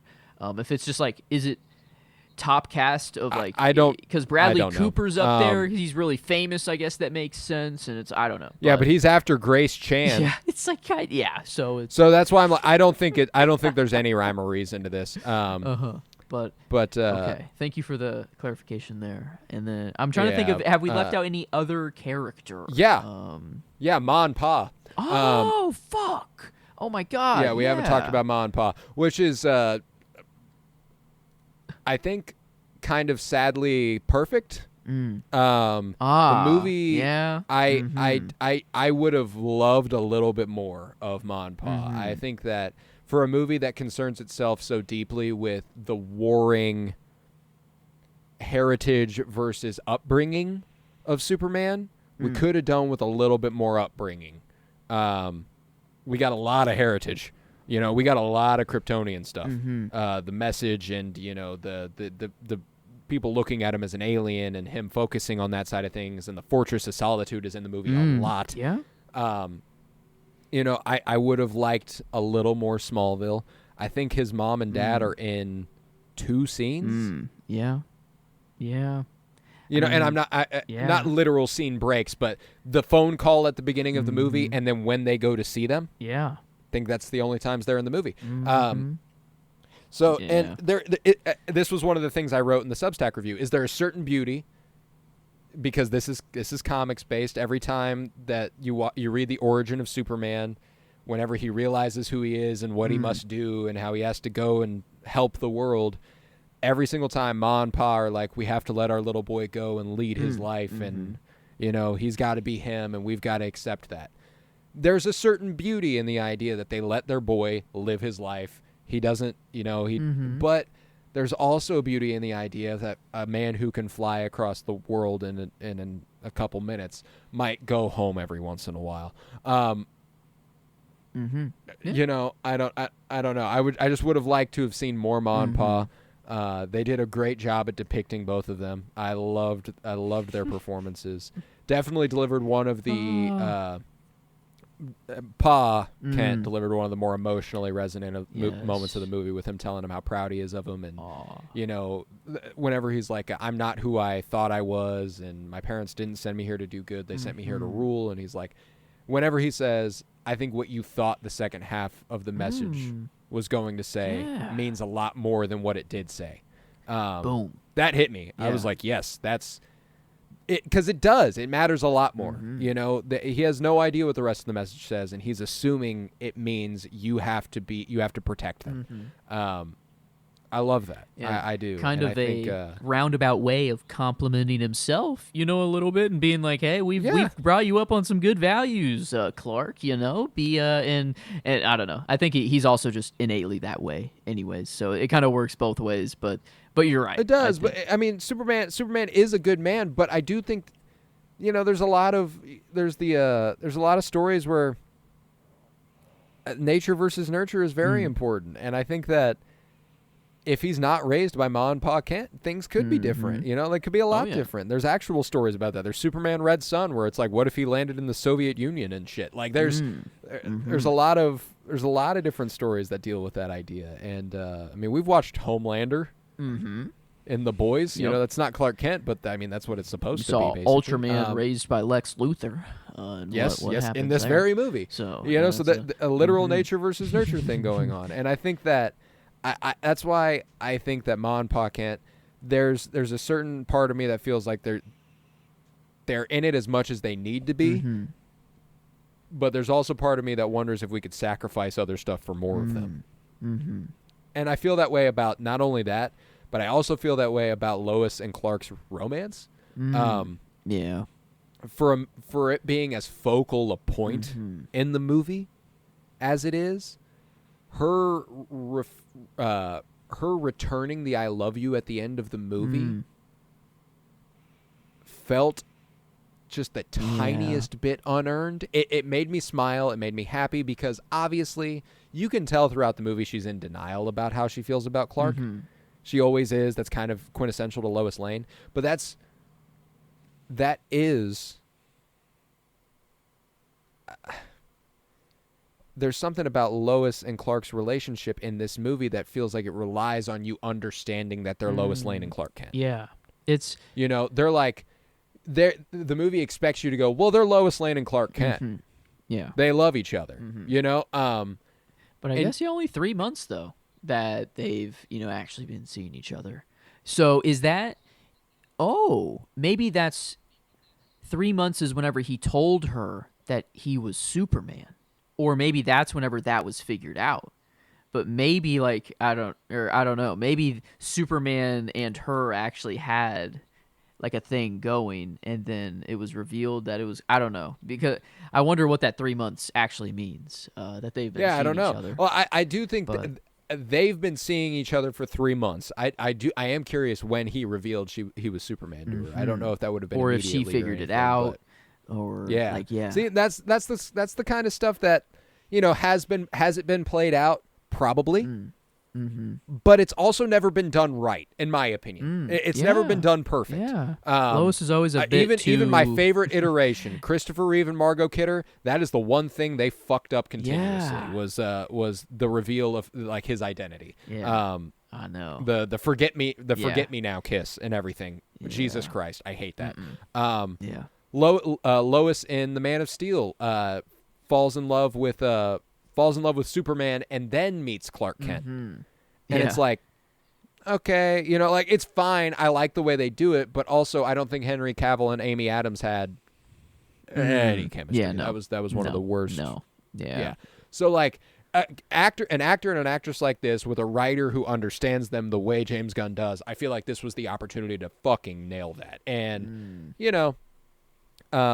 We don't get that. Maybe we do But, get the origin. I don't know. I guess it is still up in the air, and we could still get whenever the 3 months of good, the honeymoon phase. We get the first flight. We get the homage to 78. I feel like maybe it's wrong to start with that because then it just feels like, well, you're recycling material, and it's like, oh, you're starting a new universe by just kind of making an homage to a already known good movie. But I think I now could see them they doing can. that I don't in know, some it's like sort of very easy. special, like an animate, like kind of like a Marvel special presentation. I don't think they would make a whole fucking movie out of it simply because it is before this movie, which is when everything really pops off, and But like Captain I don't know, like just Captain Marvel. It's like, well, that's just technically it's a prequel to the other movies, but it's coming out well before. I feel like right, but Captain Marvel had never been in a movie. That's prior true, to that. I guess. But like, I don't like. I think they at least the openness of the universe makes me feel that it doesn't have to be chronological either. Like, I don't think that's what I agree they're with that. necessarily building. And maybe at least in the beginning it has to be a little bit. Like, I think just to build a universe, I don't know. But maybe that's not the case. Maybe it's like, well, we will give you like the I can't really backstory now. tell. We have Rick Flag Sr. in this movie, portrayed by Frank Grillo. True. Yeah. I think this takes place after Creature Commandos. Yeah. I'm pretty sure this takes Is that the place after same Creature country? Commandos. Yeah, that's in. Yeah, it is the same. Or the Is it Bavaria? Oh man, who is that princess? The country of? Oh my gosh, in Creature Commandos. Man, that I can't remember if that. that's like actually the backstory and it's like been cooking for this long, that's really cool. I don't know that it is. Or creature, yeah. Because the armor suits looks kind. I don't know, like somewhat similar, but not exact for Creature Commandos. It was Pokolistan. It was a different country. Okay, so not even related at all. Okay, so interesting. But yeah, I guess Peacemaker, he's there, so like that's all canon, I guess, too, which is good. Is that already been just confirmed to be canon anyways? Like James. There's going to be elements of it that are. I think like the events, the general broad stroke things that happened in season 1 happened in this world, but there's the complication of Aquaman and the Flash being in the finale very briefly. So it's kind of like yeah. Okay. yeah, and That's right. same goes for Yeah. the suicide, like the events of the Suicide Squad did happen because Rick Flag Sr.'s son got killed by Peacemaker. Like I that see. is so yeah. there's a certain like you have to suspend some of the things, but yes, generally the events that took place.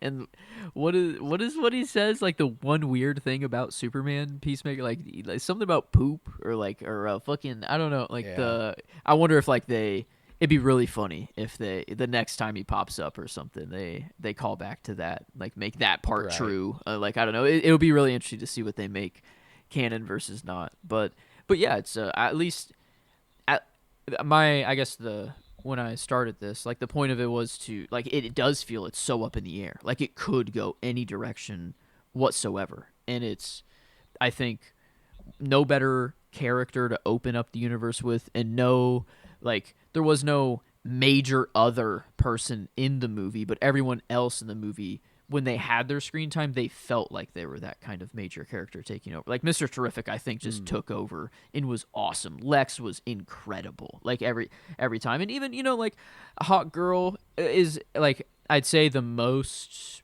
like there's not much that she accomplishes. She was kind of underdeveloped. She kills Netanyahu, at least, that's cool.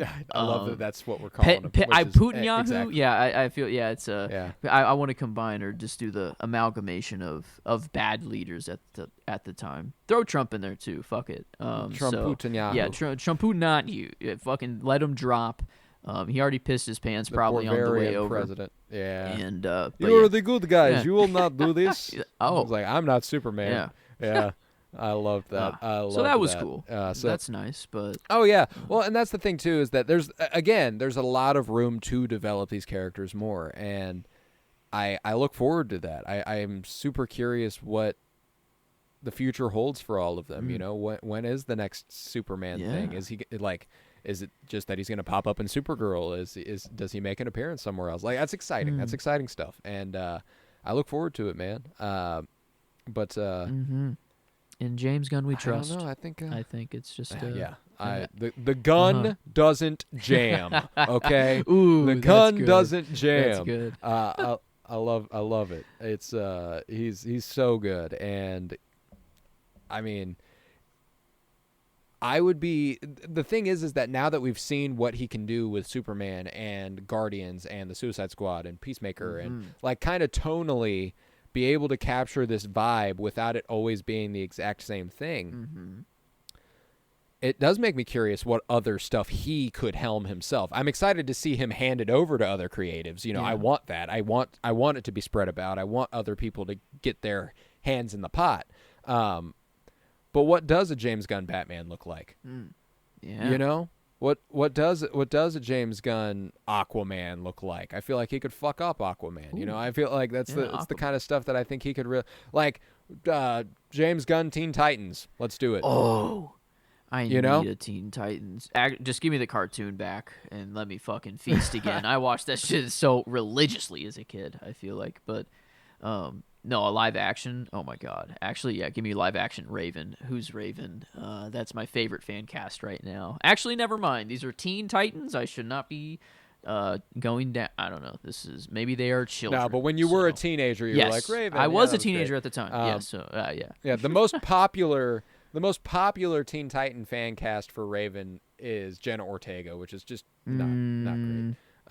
Honestly, Hawk Girl, Isabella Merced. yeah, actually, dang it, that she's Wasn't she's she Hawk Girl. in Last of Yeah, Us? she's Dina. The I don't know.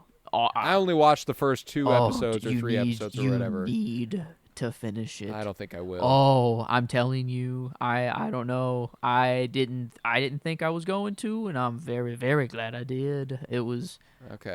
Okay. I think you would might extra enjoy it. I don't know. I just gave up after the. I know, but wait, Well, and I thought I might. It was just kind of like I wasn't ready to put myself through all that. You'll again. love not weekly. Dina. I think and I this could. I think I actress could. so much more. It made her stand out as hot. Like I saw her in that. That's what I saw her in Superman, and that's what made me be like, that's fucking Dina in Last of Us. And I'm like, fuck it, I'll put it on. I have nothing else to do. I'm home. And then she's like, actually, I hope she's everywhere. I hope she is like fucking. I don't know. Bro, she's been Dora the Explorer. She can do whatever. She was Dora. Oh my god. She was the live action Dora. Hey, we in the all live got to action start Dora somewhere. You know, we Yep. got to start somewhere. But no, Yeah, no, that's. I mean, like, I will get around to The Last of Us again. I think a binge format would do me better. That's I just exactly wasn't how ready I to did it. cry my ass off every week. it's bad. Um, It's still bad. Not as bad. It's the worst it's been. That's I can promise you that much. You've gone through the thick of it, and now it is all just actually good, well written material to end it all. And yeah, in Hot Girl, Isabella Merced is fucking. I mean, I think like the highlight of the entire show. Like, it's good. It's very, very good. yeah, I'll get back around to it then. I'll get back around to it. Maybe Hot Girl. I don't know. It's at least more Hot Girl that I got into. I got my fix, I guess, because very attractive woman as well. Just a Very new beautiful. celebrity Very crush. beautiful. You know, is just Yes, Isabella and- Merced is yeah. a gorgeous, gorgeous So, woman. and Hot Girl. That's, Yeah, no, there's a lot of. I look forward to whoever they introduce as Hawkman. You know, I like me some Carter. I can't remember Carter. Who was that? something. One of the fucking, what's the family name? God, Skarsgård. One of them in the Watchmen. Hawkman, I think, was Hawkman in the Watchmen live action on. That's Owlman. Oh, not Hawkman. Oh yes, not that is not a Hawkman. hawk. That is an owl ship. Yeah, It's also not a Skarsgård. That's not. Who is that? Oh, Sure, it's not. oh no. I was thinking of Bill Skarsgård in my head, but now that I'm actually seeing Owlman, yeah, no, not Bill Skarsgård at all. I think Bill Skarsgård should be Bane. Oh, That's my piping hot take. Fuck him, pump him up. You've been hitting some fan casts. I'm not. You've been hitting them out of the park. this time? Oh, I've got plenty. I mean, My favorite is I love John Constantine, one of my favorite DC characters, period. Keanu Reeves obviously played him back in 05. My favorite idea for that character is Ncuti Gatwa, the guy who just played the Doctor in Doctor Who. I think he'd be fucking incredible. I don't know that you would have actually, besides Barbie, you would have seen him in Barbie, but he was okay. he was one of the Kens. I think he's got the range to pull off Constantine. I would love to see it. That's my favorite one. I'm very happy with that one. But also Jonathan Bailey as Oliver Queen Green Arrow. I would love to see that. Jonathan I would love Bailey? to see that.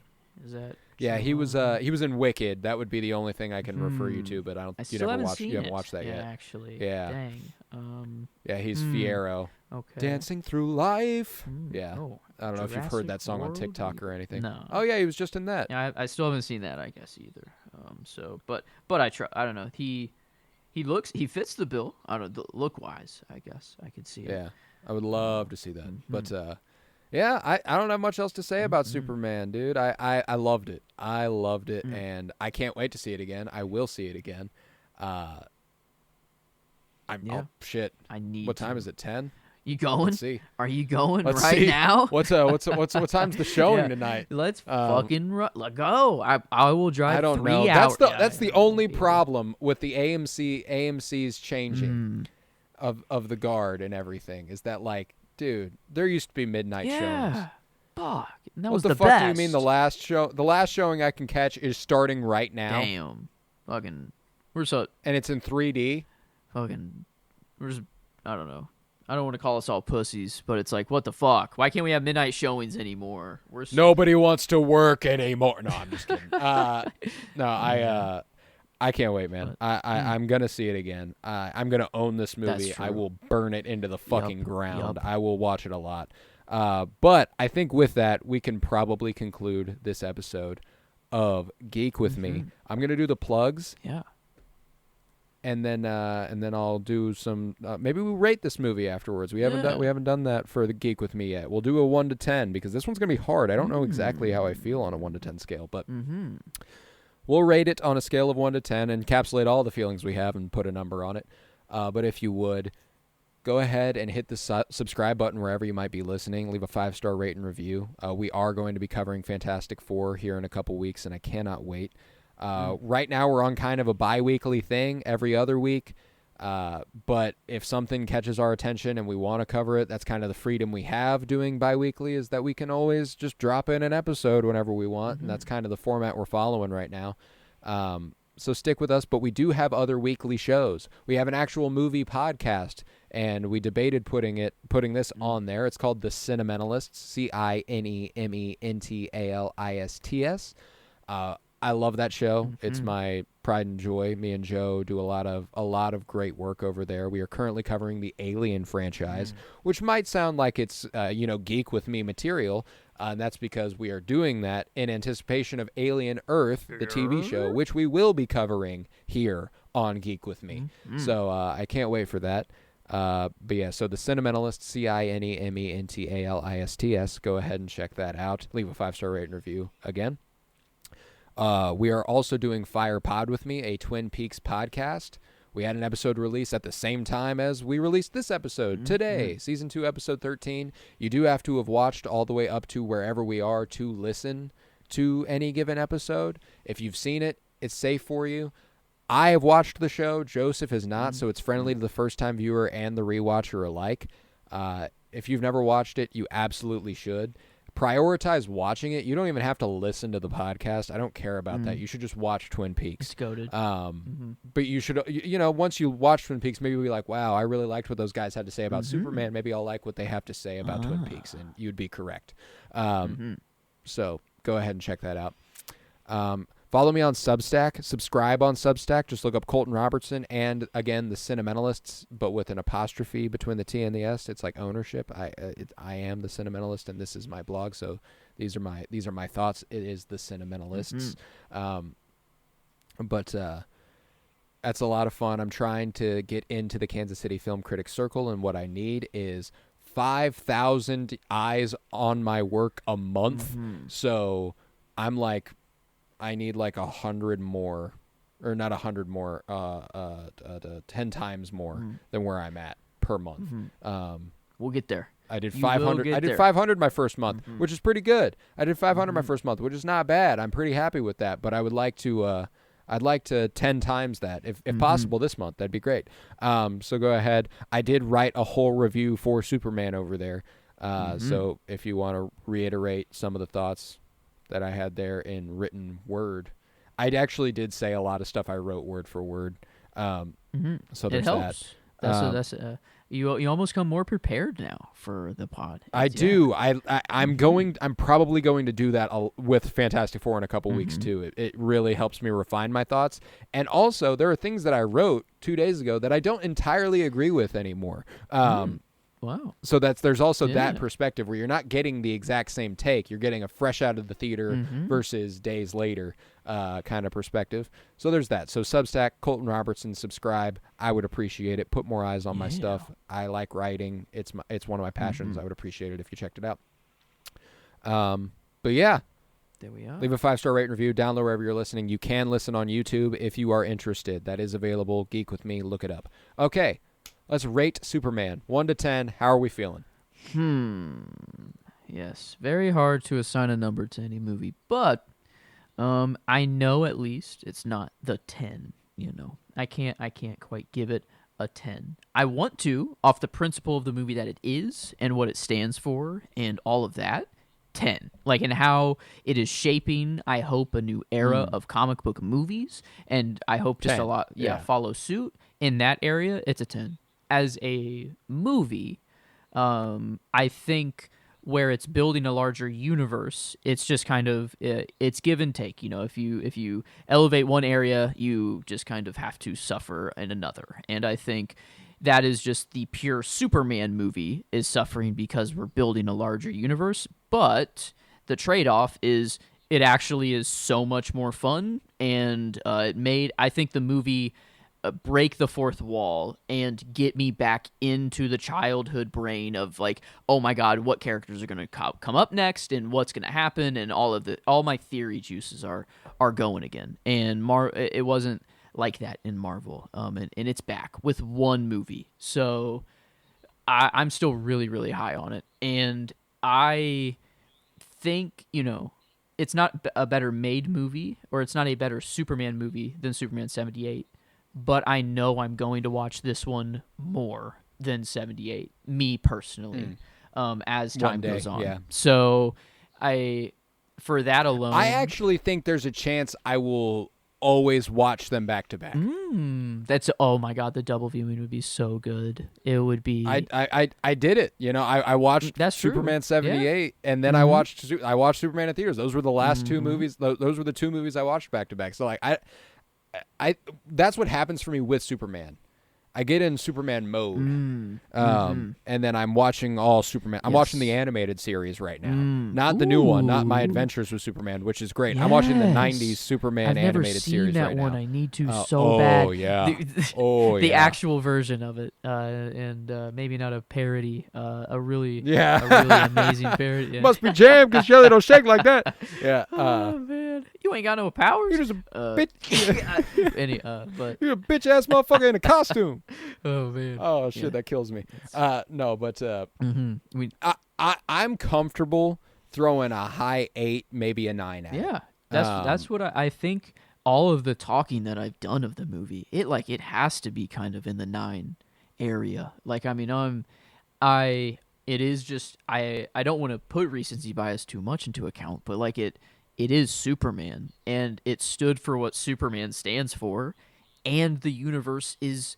I'm in love with it, and like I want to see more from it, and I want to see this movie more. So like everything is pointing. 'Cause I'm a punk rocker, yes I am. Ooh, yeah, the music, that needle drop, the music. Fucking James nailed Gunn it. always that nails, being the dude. end. He wants to see the video of his parents. It soothes him, and then it's actually it's his childhood. God damn. You know what? Fuck. That was like maybe that was the perfect Ma and Pa Kent scene that like I was waiting for, and God, they fucking nailed it. 'Cause I'm a punk rocker, yes I am. I And the fucking posters, he dude. looks at the poster in his room, and then it comes back, and it's the true punk rock. I loved it. Yeah, so I loved think it. 9. I don't know. It's like I'll give it a Yeah. 9. I'll give it a 9. I'm happy with it.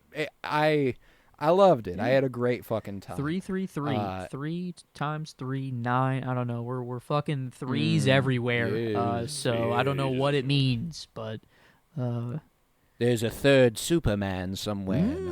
yes, we have one in a black hole, one still in Metropolis, and Supergirl, I guess. Bizarro. perhaps. Bizarro exists, probably. Biz- Bizarro world. That's a super. It's like backwards world. Superman. Ooh, Yeah, okay. Yeah, who knows? And live action wise, that's never been done, and it feels like something James Gunn would love to do. Probably won't be for a while since he just did Ultraman, and the Yeah. twist there is that there's another version of Hey, but Superman. but now there's 3 of them. It has been done in the TV show. It was done in Superman and Lois, which is a Eh? great version of Superman. I love that iteration. Yeah, I guess I still haven't seen that, but that's even a better. I already know it's better than Superman Returns and Man of Steel, so it's like, and I haven't even seen it. Oh so, my fucking god, yeah. I love Superman. But- So this made me so happy. I can't believe it's already come and gone too. A I little know. bit. Like I remember 3 years ago when it was like, oh my god, we're getting a new Superman movie, and then I remember when they revealed the suit, and then I remember when they announced the casting, and I remember when they showed us the logo, and Now it's out. and now it's And and now now it's it's out. out. And now it's out. It's here, and now something new begins, and I am so fucking ready. I'm so hyped. But I think with that, we will conclude this episode of Geek with Me. I was Colton Robertson. I was joined by Joseph George. Thank you very much, homie. Oh, thank you for having me. It is always a pleasure to be here, homie. Oh, and it's always a pleasure to have you. And remember, maybe that's the real punk rock. Oh.